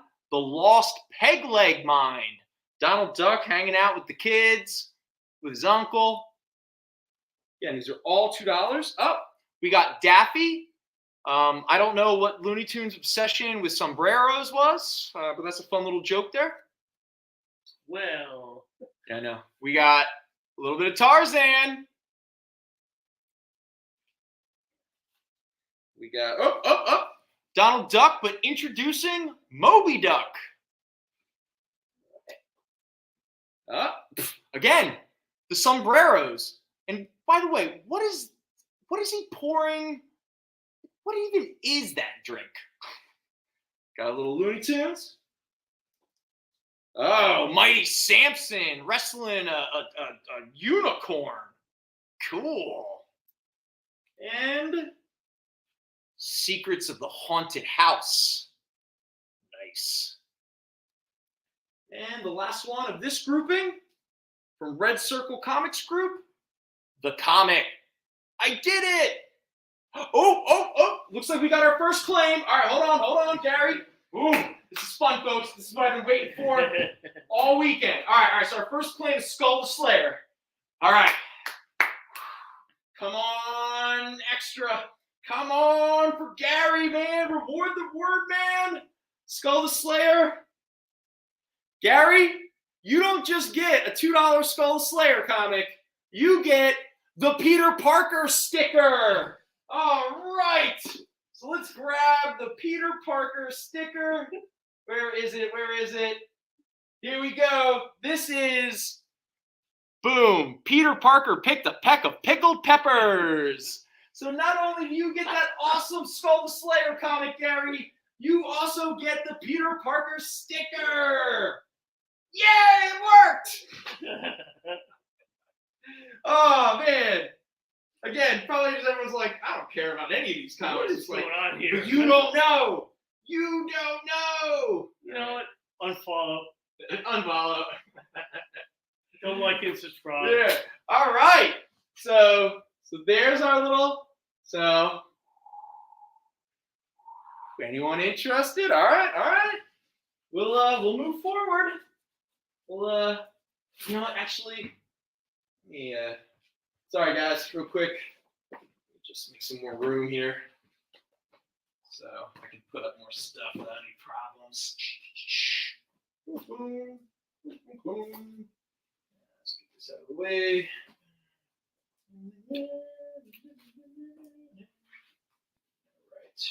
All right. Thanks for being patient, everybody. All right, let's go. What's our next? So there's a little section here, and we'll go for a little section here. All right. I didn't miss anything, right? While I was looking away. Nope. Okay. From Charlton Comics, The Many Ghosts of Dr. Graves. Superman's pal, Jimmy Olsen. He's going to jail. Thank God. Jughead's laugh out loud jokes. An Archie giant. Oh, it's a good one. Frosty the Snowman. Yeah. Oh, we got a claim? Oh, hold up. What's the claim? All right. Oh, we got 2 claims. Okay, guys. All right, ready? All right, so Gary's got the ghost. Zane's got the Jimmy Olsen. So let me just write it down, and then we're going to find out. We're going to have a little fun here, and we're going to find out if there's anything extra to these $2 comics. All right, so the first one is The Many Ghosts of Dr. Graves. All right, you ready, Gary? You ready? I'm going to tell you, buddy, you're not going to be disappointed because you've just won the Son of Satan sticker. Satan. Yay, Gary. All right, let's show off the Son of Satan sticker. All right, just like the Pete Parker, Gary is coming in hot with another sticker win. All right. Water, bring me a clean fork. Waiter. I said water. Because the whole time I'm sitting there going, water? What the hell? And I'm like, oh, no, of course. This is definitely. All right, so Gary, you got your second sticker. And now we're going to find out if Zanin, who's getting himself an awesome Jimmy Olsen comic, is this one of... All right, you ready? Because so far, it's only been stickers. So, the whole concept hasn't really seen fruition yet. But Zanin, I don't know if you're going to care, but you just won yourself a Crimson variant. And you're like, what? What's Crimson? And what's the variant? Well, don't worry. I'm about to show you. Dun, dun, dun. Here you go. Humberto Ramos's 1990s creator-owned work of a little boy who becomes a vampire. This is the Dynamic Forces Premier Edition variant. There you go, Dynamic Forces. You get the little sticker. There you go. So, Zanin, you not only get this awesome Jimmy Olsen, but you get yourself a Crimson variant. Jimmy! All right. And yes, Gary Werman, Obscure and Sci-Fi Happy Hour. Yeah, dude. Name everything we do based on our audience. Let's reward everybody. Man, I got to bring back the Zanin Loves You segment. All right, so there we go. So those were the 2 we got. Again, I'm pretty sure everyone's kind of picking up on how this is. Jason, this makes sense, right? That makes sense to me. It's pretty simple. All right. So we're going to do a few more books. Archie's Madhouse. Ooh. Cave Kids with Pebbles and Bam Bam. Beep Beep, the Roadrunner. Ooh. Conga. Oh, this is fun. House of Mystery presents Dial H for Hero.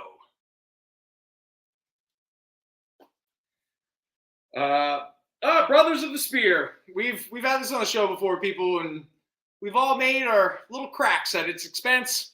But never forget, this is 1957.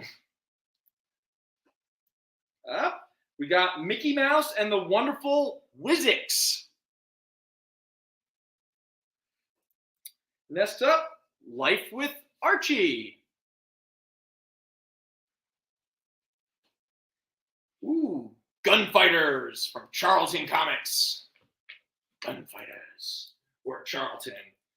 We'll publish anything with the hopes you'll buy it. Yosemite Sam and Bugs Bunny. And the last of this little selection, Woody Woodpecker's Christmas Parade. Cool. All right, so that is our next little selection. Oh, we got, okay. All right, so Mr. Kiernan, he's got a conga, and Gary's going for Gunfighters. So here we go, folks. Here we go. All right, so let's find the conga first. All right, conga. And just to prove that I didn't make this up, sorry, Mr. Kiernan. Dun. Man, we should come up with a little sound thing, like sort of like when you get a whammy. But you still get it at $2, man. Look at that awesome conga comic you're getting. That's a book, brother. And then Gary, Mr. Wordman himself, pulling out Charlton Comics Gunfighters. Yost boy's going 3 for 3. Darkman pin. That's right, Gary. You're not just getting Gunfighters, but you're getting Who is Darkman. All right. That's a good movie. I like that movie. Dude, the movie's awesome. Good movie. All right. No caveats.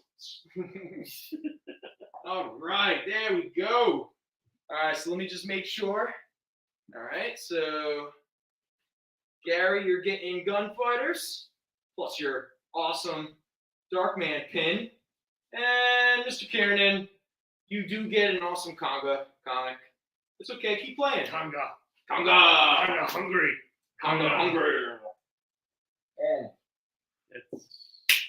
All right. Now again, you can claim anything that's up here. But I'm going to keep going. And I'm pretty sure everyone has figured out how this works. So let's have fun, guys. All right. Next up, the monsters are coming. Beware number 7.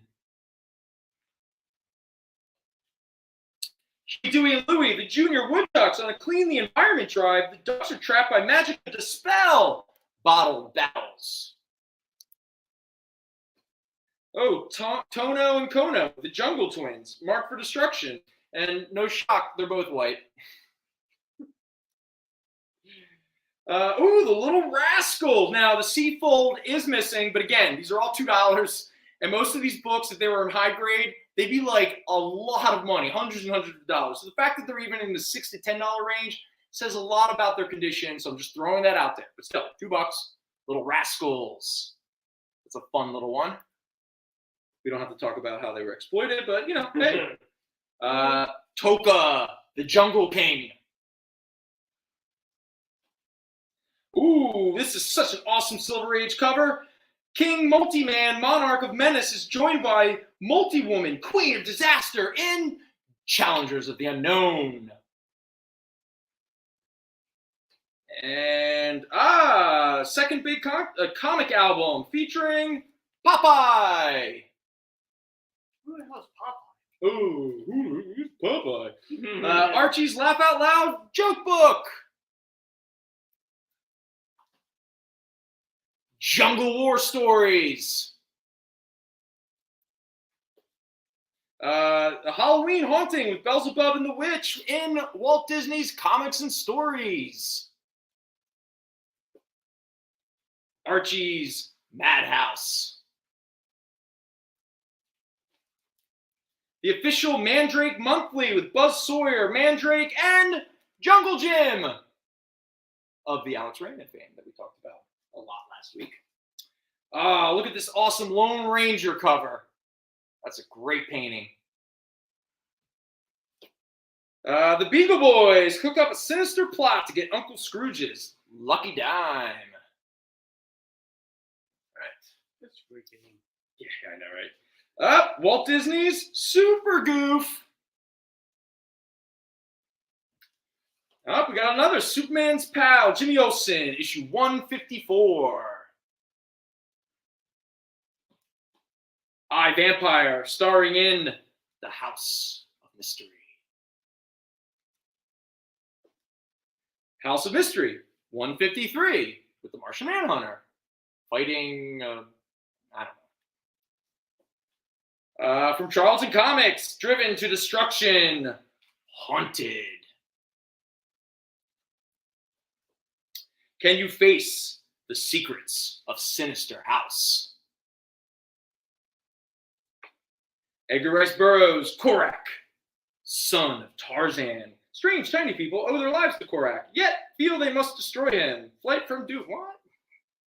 Oh, Korak, you were so misunderstood.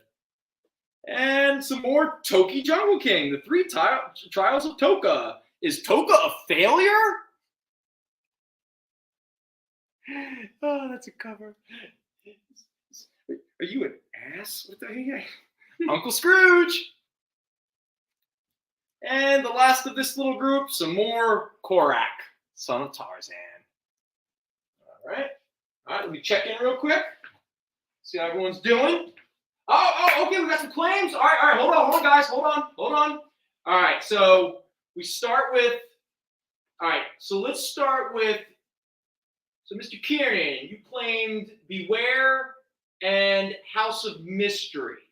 Okay, but the one that is, no? That's Mystery went to Zanin.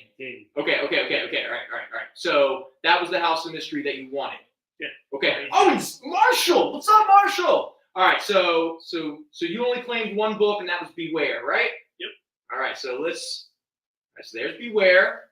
All right. Next up, Zanin. He claimed a bunch. So let's just check here. Challengers of the Unknown. Yeah. Oh, we're gonna find out, guys. I think this is gonna be fun. Challengers of the Unknown. All right. You got Jimmy Olsen. Yeah. And House of Mystery. Okay. House of Mystery. All right. There we go. Oh, Jason, you claimed the Zara? No. Nope. No. Sorry. Don't worry. All right. Keep going. Cool. Marshall coming in. All right, Marshall. Hey, buddy. All right, he's got the Sinister House. All right, so Danny can text better than I can. Yeah, it sounds like we can. All right, and Gary got the Haunted. Okay, so let's find out. Ooh, it's gonna be fun, guys. That's everybody. Yeah. Okay. All right. First up, let's check the Beware. First, I gotta find it. Oh, here it is. Beware number 7. Jason's second try at the giveaway apple. And you're the Washington Commanders. Loser!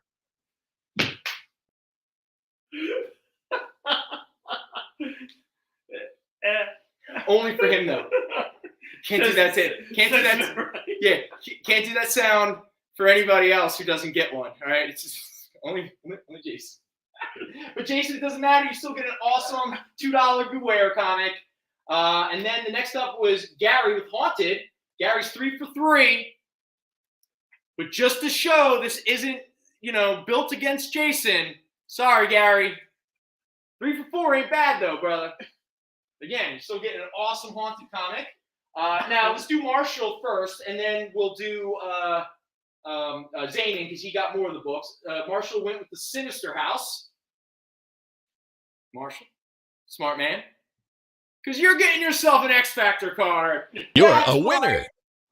Where's this X Factor card that Marshall is winning himself? You're a winner. Winner. It's like deep in here. Oh, here we go. There you go.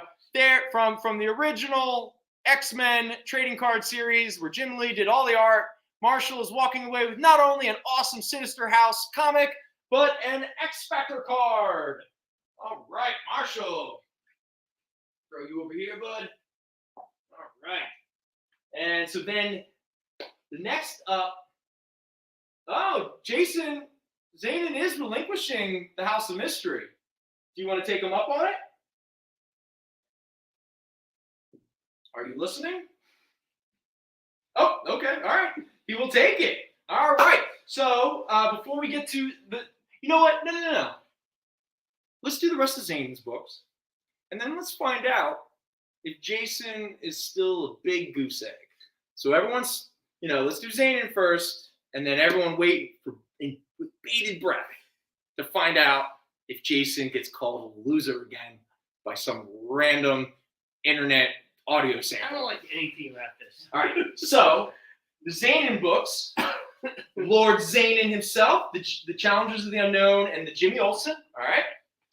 So here's the Jimmy, and where's the Challengers? This is the only problem with this kind of method. Oh, here's the. Okay, all right. So first up, Jimmy Olsen. Sorry, Zanin.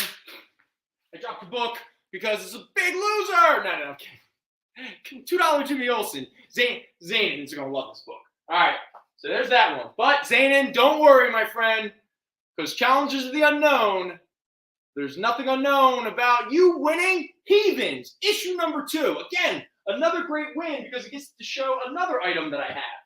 So not only do I have variants to give away and pins and whatever, but I actually have comic books. So, Zanin, you not only get the Challengers of the Unknown, but you get this issue 2 of Heathen. Sorry, it's not issue number 1. I couldn't find it, but I have plenty of copies of number 2. But it's free. It was foil. Is it foil? Nah, it's just glossy. All right, so there. Let's go into my boy Zanin. There you go. Gary got his Haunted. All right. And Marshall's got his Sinister House. And now we move to Jason's House of Mystery. Is this going to pay off? Nope. Did Zanin giving Mr. Kiernan here a chance? So what are you? You're 0 for 2? Mm-hmm. All right. So here we go. You ready? Nope. Loser. What? Dude, I'm loving this. I'm having a good time, guys. All right. Sorry. Sounds about right. Yeah. Sounds about right. Sorry, Jason. It happens. Let me quick mark down that Jason got the House of Mystery, not Zanin. So there we go. Still, man, you get a really cool for only $2, dude. Like, let us never forget this. We're having fun with the giveaway stuff. These are still great books for $2. All right. I hope Mike isn't sitting there going, Brandon, stop it! What are you doing? What are you doing? What the hell? Don't worry, Mike. A lot of these books were priced in 1997. All right. Stickers? What's that? Original stickers? Oh, hell yeah, man. All right. Well, this one's 2006. This one's 2003. This one's 1995. Ooh. 1996. All right. So if I can sell this for $2, I'm pretty sure Mike is going to be very happy with me. Or indifferent, which is he'd be like, hey, thanks. It's funny. I have such daddy and abandonment issues that, of course, my one boss is my mother, and the other boss is an indifferent father figure who could care less if I liked him or not. What do we have for time? I don't want to. We got a break at 6:30. Okay, so we got a few. Okay, so let's go with these. And oh, by the way, for anyone who's just joining us, I need some music suggestions. We only got like 2 or 3 songs. So I'm looking at you, Kiernan. Also, what do you prefer? Appetite of Destruction or Nothing Shocking? I'll tell you what I prefer when we get near the end of the show, when I give my song suggestion, which again will make everyone roll their eyes. All right, so Korak, son of Tarzan. Millie, the model. Mickey and Donald do Christmas. Bugs Bunny does selfies before selfies. Mickey Mouse and his kids really are abusive to Goofy? I'm not really sure what's happening here. Some great Silver Age, Metamorpho, The Element Man. Love these kind of covers, man. So much fun. So much fun. Tom and Jerry being little cowboys and Indians. It's the 50s, folks. It's the 50s. The Beagle Boys plot a giveaway day in Duckburg. Once Upon a Crime.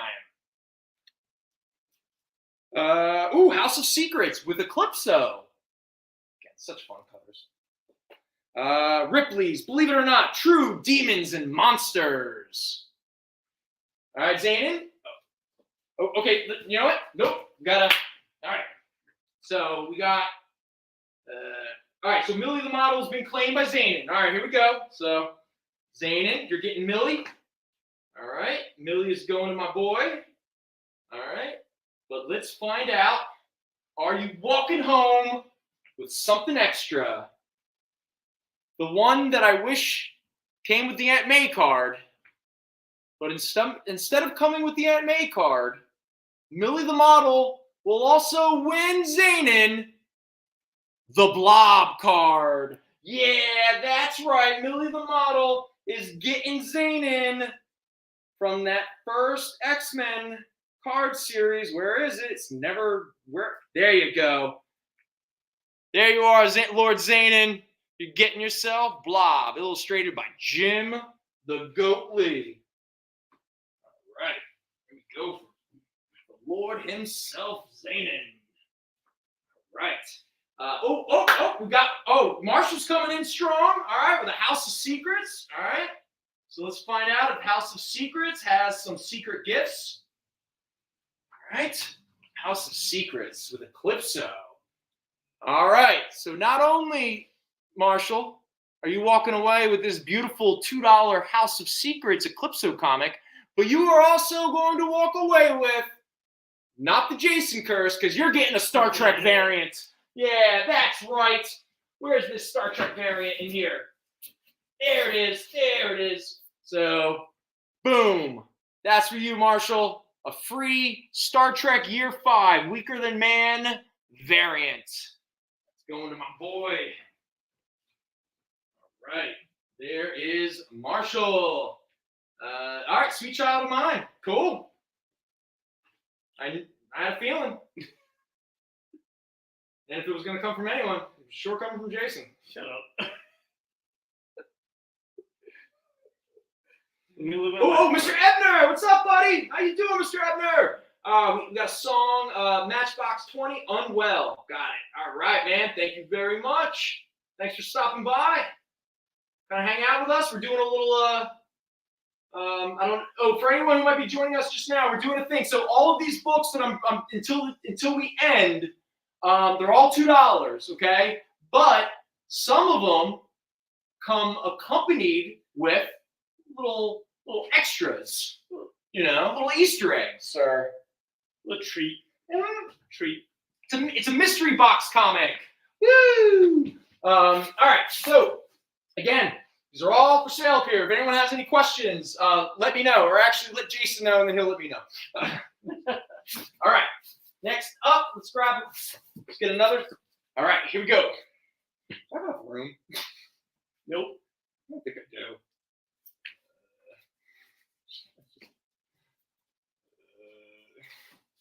That works.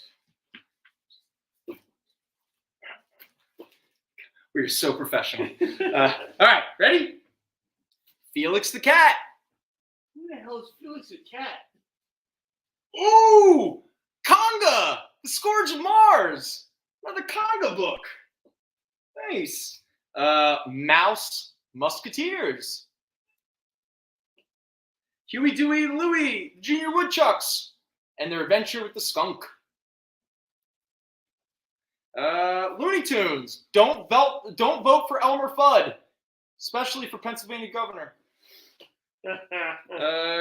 Quick Draw McDraw. Quick Draw McGraw. I said McDraw. That's all right. Ooh, Pink Panther. Nice. Tarzan's Jungle Animals.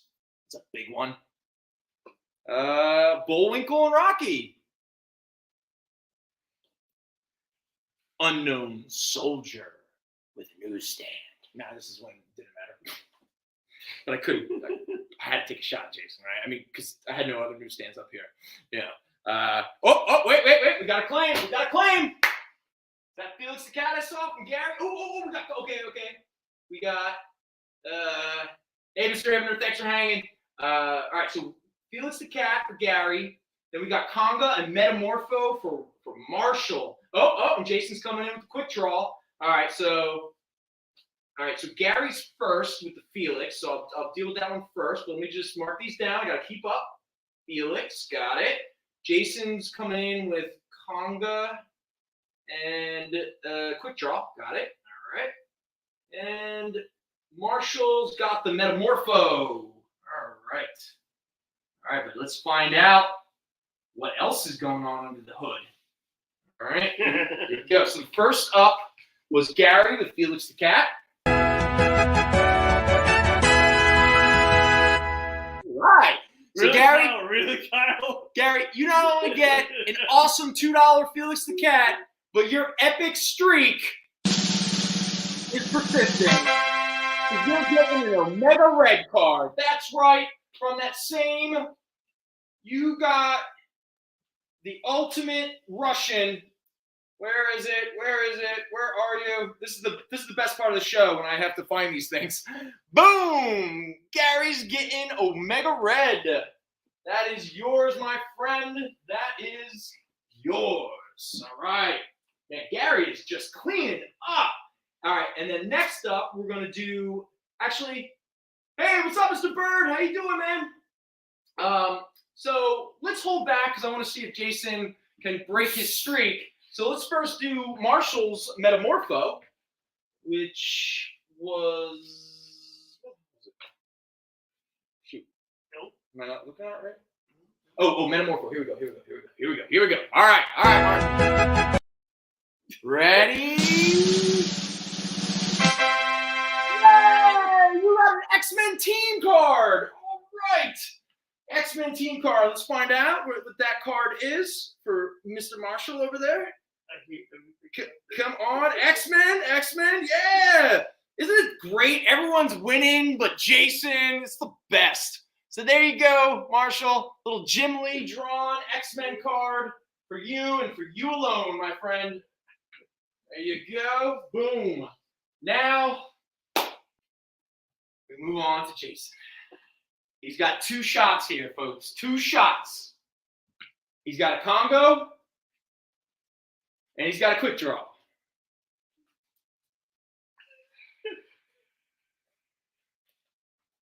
Oh, 0 for 3? Yeah. 0 for 3? Yeah. Quick draw is not quick on the draw. Loser! 0 for 4. Thanks, Kyle. It's great, man. You got a great quick draw comic on $2, man. Come on, this is a $10 book. Yeah. Congo did Jason no favors early in the show. Congo, in fact, I'm pretty sure, was your first goose egg. Don't worry, Jason. Congo is not that cruel. Because you're getting a boom boom card. Yeah. That's mine. Boom boom. Not a euphemism for pooping. Instead, a southern little hottie. Probably a really good game. Jason, are you glad I came up with a victory thing for you specifically now? This thing. So Jason is walking himself away with not only a quick draw and a Congo, but officially no more goose egg for Jason. He won a sexy little girl hanging out on a pool table. Hope she's not a Jodie Foster. All right. So I'm caught up with everybody. Everybody having fun. That's awesome. Oh, it's 6:35. Okay, so we got to take a break. And when we come back from break, again, we're going to keep this going. I got a bunch of books left. I got tons of more, hopefully, stuff to give away. Because if I don't give away everything, I don't know what the hell I'm going to do tomorrow. So see you on the other side and for our final segment of the evening. You just finished the last episode of your favorite news show, and you just have to talk about it. But all your friends are ghosting you because of that incident last week at the buffet. Oh, you know the one. What you did to that chowder. Ugh. Keeps me up at night. So what do? Join writer Dan Wickline as he breaks down all your favorite pop culture media. Whether it's a review of the latest nerdy TV show or a dive back into the history of your favorite comic characters, Dan's ready to discuss all the hottest topics live. Join the conversation as Dan live streams Tuesday through Thursday at 5 Eastern, 2 Pacific on Twitch, Twitter, YouTube, and Facebook. The Dan Wickline Show on The Experience, Comic Culture and Sales. Comic Collectibles is a pretty straightforward show. You got Rex here, he sells the comics, and you got Rockin' Robbie, he knows about the comics. And finally, John, well, no one really knows what John does. I mean, don't get me wrong, he's a great guy, but he just keeps showing up. Come to think of it, I don't even really know how he gets in here. Anyway, awesome comics, rare books, rarer signatures, slabbed books, and amazing cover sketches by Ken Hazer and others. Simple formula, you want the comics, you buy the comics. To sum up, Rex sells the comics, Robbie knows the comics, and John, who might possibly be a ghost. I mean, seriously, has anyone ever seen him show up or leave? Comic Collectibles with Rex and John, Mondays from 6 to 8 Eastern on The Experience, Comic Culture and Sales. Did you know that every Experience show, including some exclusive content, streams on Twitch? Check it out, twitch.tv/the_EXP. Or just scan that QR code.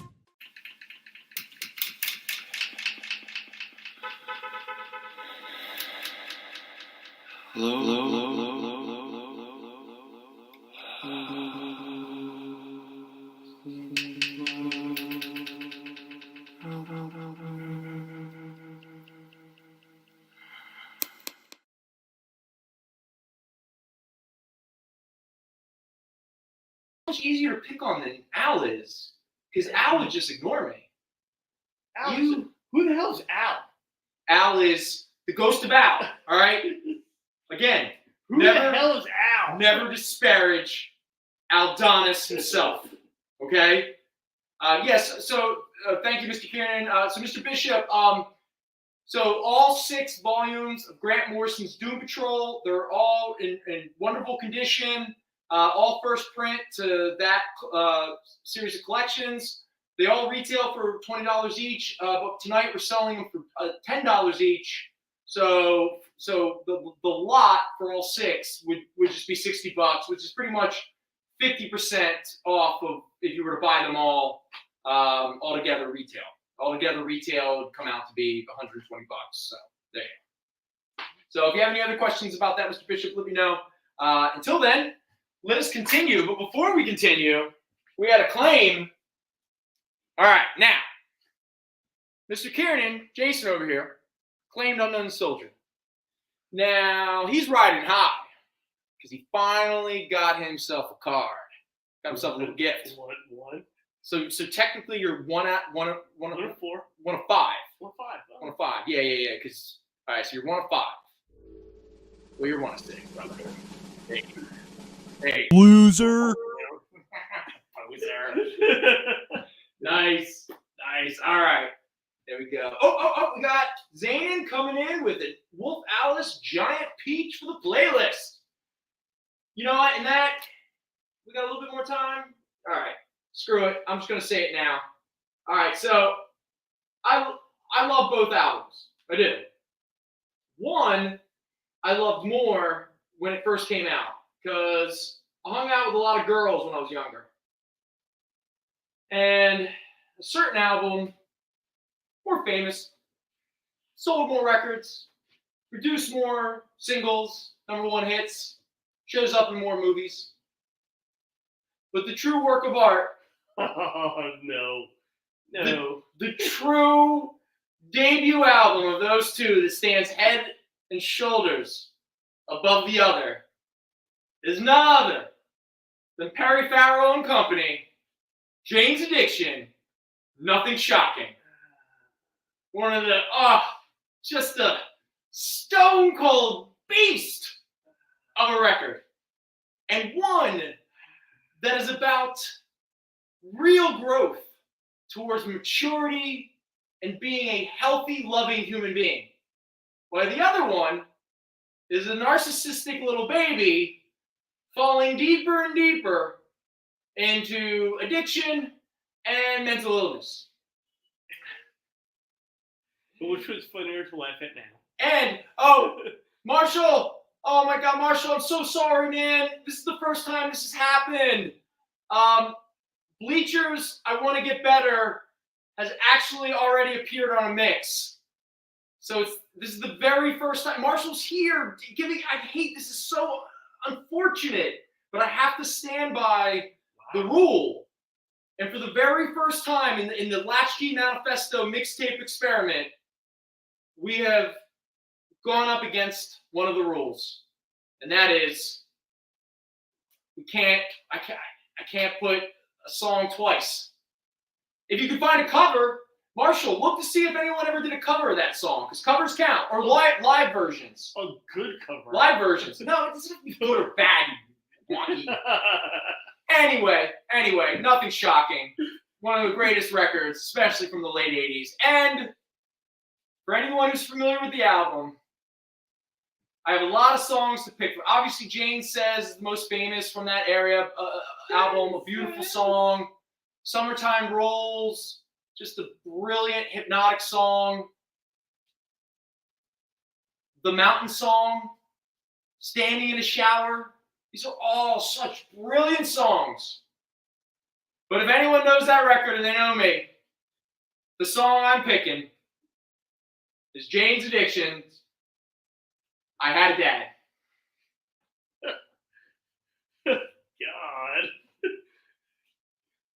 Hey, so bullshit. I'm real. So comic. Yeah, we sell comics, but I had a dad.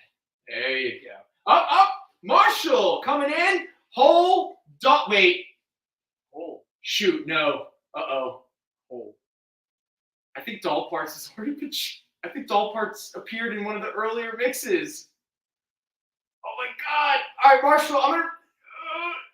Marshall, give me a third, because I have a bad feeling Hull's Doll Parts was taken in like one of like the first like. You need to put it on the wall. I gotta just have like a yeah. You know what you're gonna do? You gotta come over. We gotta create the YouTube channel. There are a lot of people who've been like, yo, dude, on Spotify, and I actually genuinely want to listen to your stupid mixes, Oh, the RZA mix.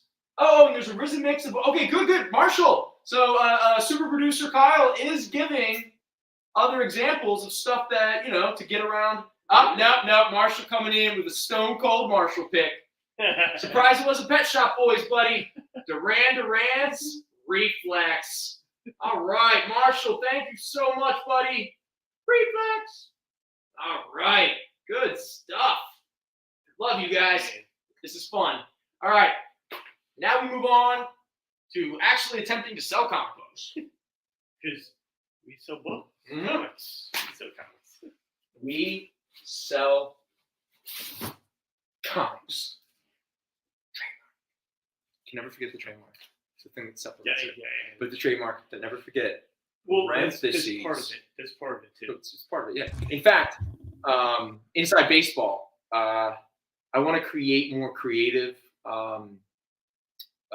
First, I have to establish the We Sell Comics trademark as like an ending point. This is one of the things I wrote you in that thing that I never sent you. But a way to kind of create the cold opening, because everyone knows we're going to sell comic books. They don't need me to sit there and go, yeah, I'm going to sell you Punisher comics for $1 tonight. I'm going to sell you some Silver Surfers for $2 or something like that. I'll do that when we, after Parker graces us and, rolling in his basement. Great memories of summer. Yeah, Zanin, there you go, buddy. What was my stupid thought in regards to the? I already forgot it. Doesn't matter. Who cares?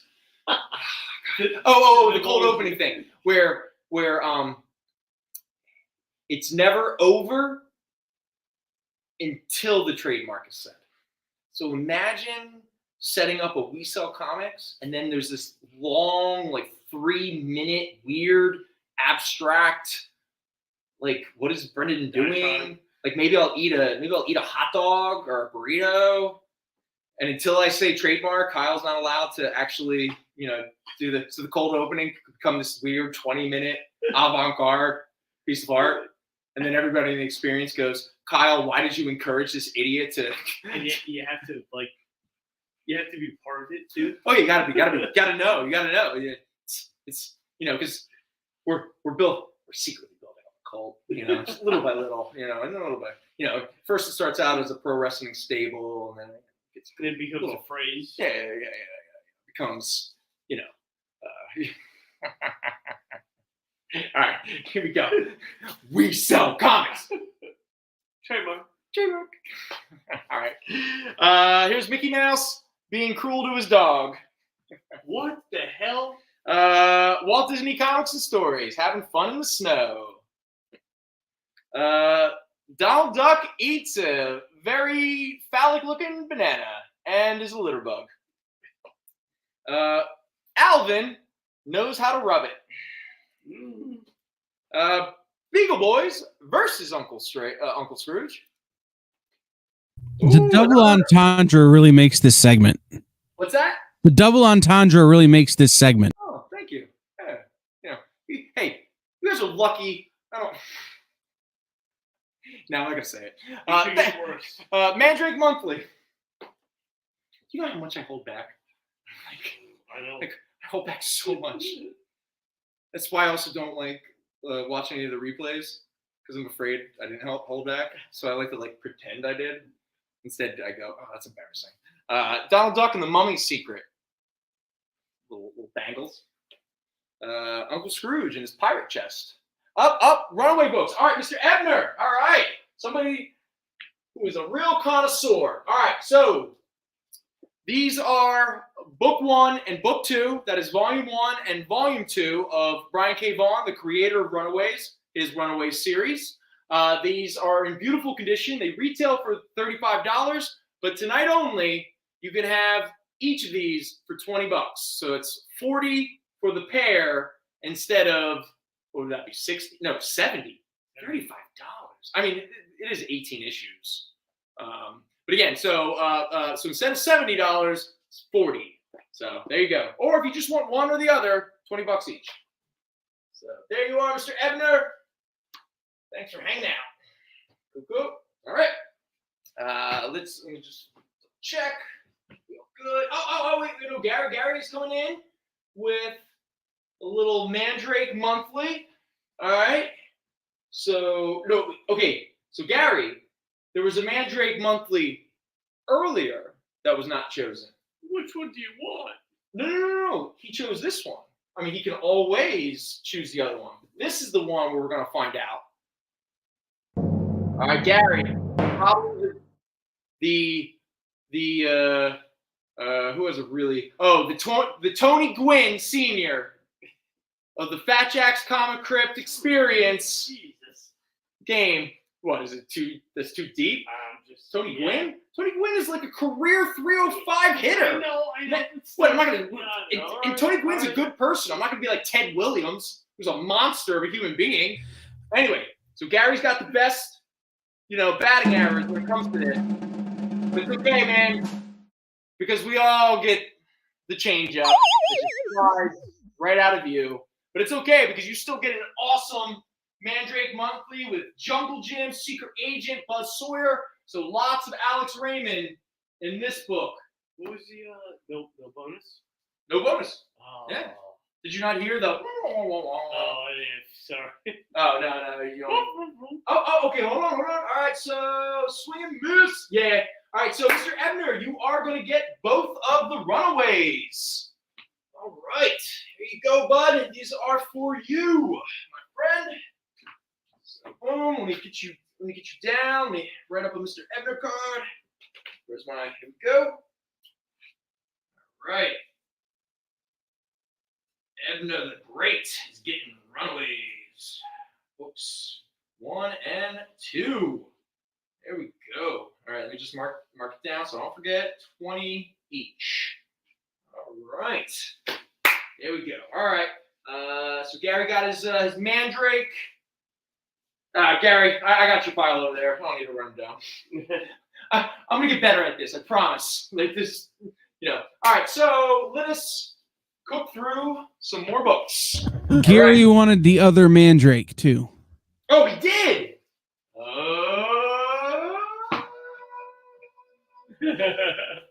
All right, so Gary is 3 for 5, 4 for 6. Well, it doesn't matter, bud, because your average is awesome. You're getting yourself an X-Men pin.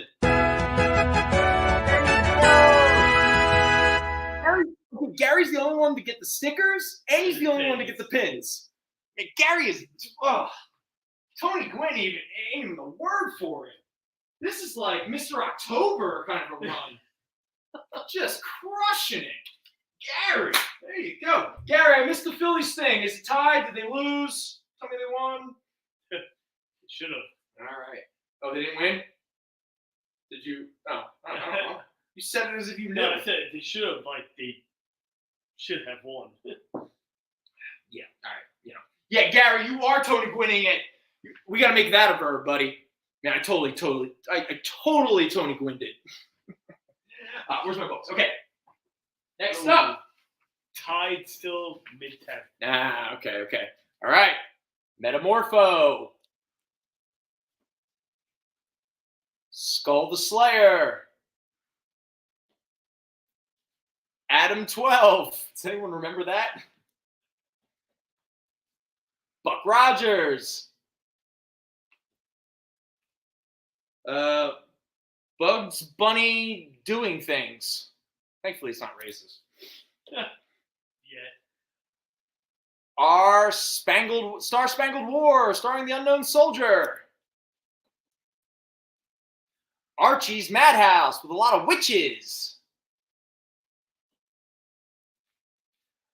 Bugs Bunny being heightist.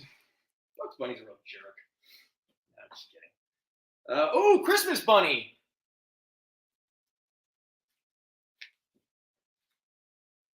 Tarzan being sexy. Ooh, a retelling of Wizard of Oz. That's pretty cool. I like that cover. Challengers of the Unknown.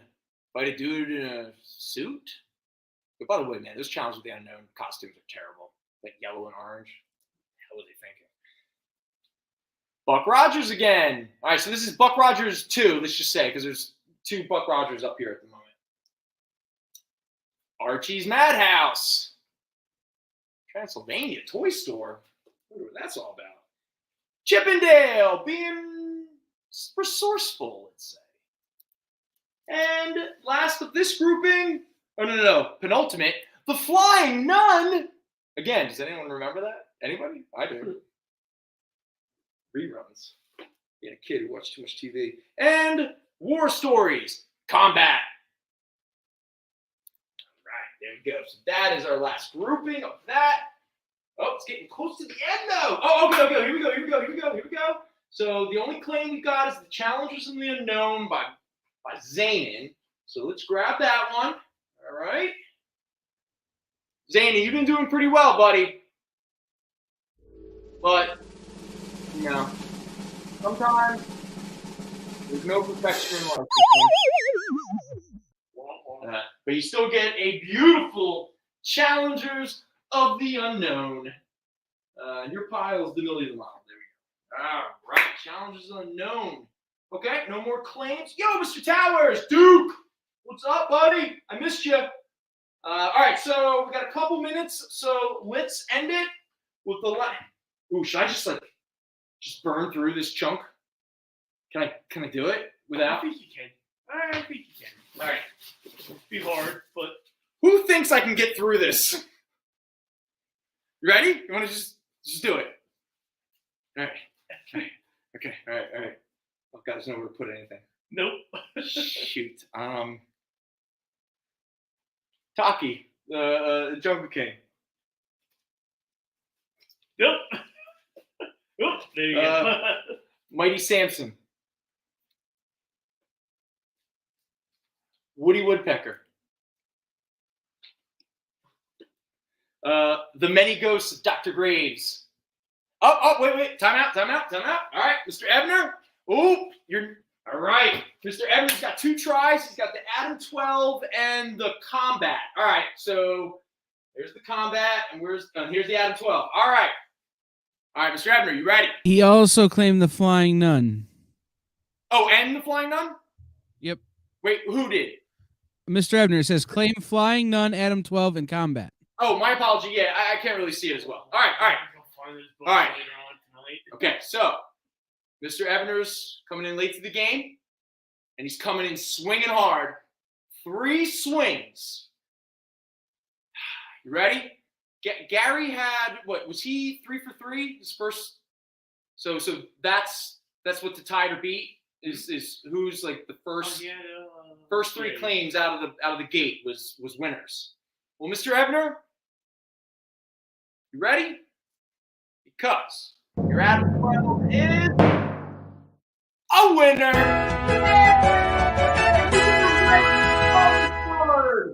Yes. All right, so Mr. Ebner, you are getting, where is it? Oh, it's like, is it the second series, the Marvel cards from the 90s? I think is where this Red Skull came from. Where is it? Where are you? Yep, there it is. Drawn by Ron Lim. All right, there you go, Mr. Ebner. So Adam 12 is rewarding you with one of the most famous fictional Nazis. All right, now we're going to find out, speaking of Nazis, D-Day invasion at Normandy. Is Combat going to be a winner for Mr. Ebner? Yes, it is. Imperial Guard card. You're a winner. Yay! All right, Mr. Ebner, you are winning the Imperial Guard of Shi'ar fame. The people who tried to kill Jean Grey until she committed suicide. The Imperial Guard, drawn by Jim Lee for the first X-Men card series. There you go. Now, the Flying Nun. Mr. Ebner is 2 for 2, right out of the gate. Flying Nun?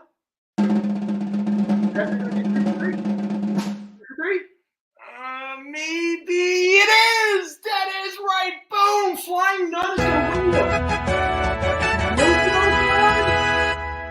win. If there was a show that was famous and very popular in Mojoverse, it was definitely the Flying Nun. It sounds about right.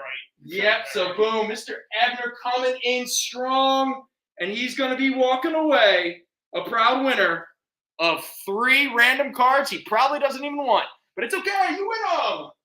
Boom, Mr. Ebner. All right, I got to make sure. Here, you throw this out.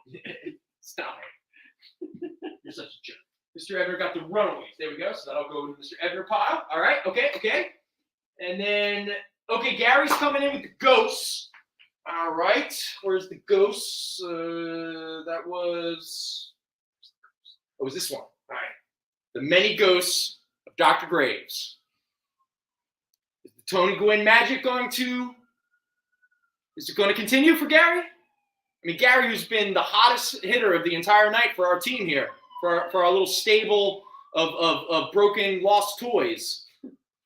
You know, because if there's anything that's like an island of lost toys, it's us right now. Gary, I'm sorry to say, you are not a winner. All right, but you get an awesome Ghost of Dr. Graves, and Gary, man, you've been cleaning house.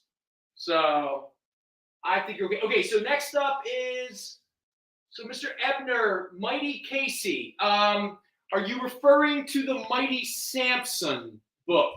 He's referring to himself as Casey at the bat. Oh, dude. Mr. Ebner, great reference. That is a great reference. I was a fool. Sometimes, again, I don't know when to turn off my We Sell Comics trademark paradigm. All right, so what do we got? Oh, God, we're pretty much out of time. Is everyone hanging out? Is there people here? Yep. I don't know. Should I tease this for later and do this again, or just burn through all the rest of the books? And just How many books do you have left? I'm very bad at this. How many books do you have left? What's that, Kyle? How many books do you have left? I got a chunk, brother. 30, 40 books. Let's save them for next week, and I'll come up with new insulting sound effects for Jason. Awesome. I'm into that then. All right. Everybody, again, anybody who hasn't given us a song suggestion that wants to, this is the moment to do it. If not, you to us. We've got a nice run here. Dorothy Ashby, Windmills of Your Mind, Warren Zevon, Keep Me in Your Heart for a While, Sweet Child of Mine by a band I've never heard of, Unwell by Matchbox 20, Wolf Alice giving us Giant Peach, but no James, because James Addiction once had a father, and Duran Duran is always about that reflex. So if anyone's got any other song suggestions, this is the moment. Yeah, Phillies game still tied. Oh my God, Phillies, please just win. Come on, man. Eagles did it. You can do it. Eagles destroyed it. For anybody who's still there, were there any books that you claimed that I did not point out, I didn't mention? Jason, did you see any? Kyle, did you see anything I missed? Because I got everybody's pile, I'm pretty sure. It's been pretty easy. Most of these books are just the $2 with the gifts and stuff. All right, so I think we're pretty good.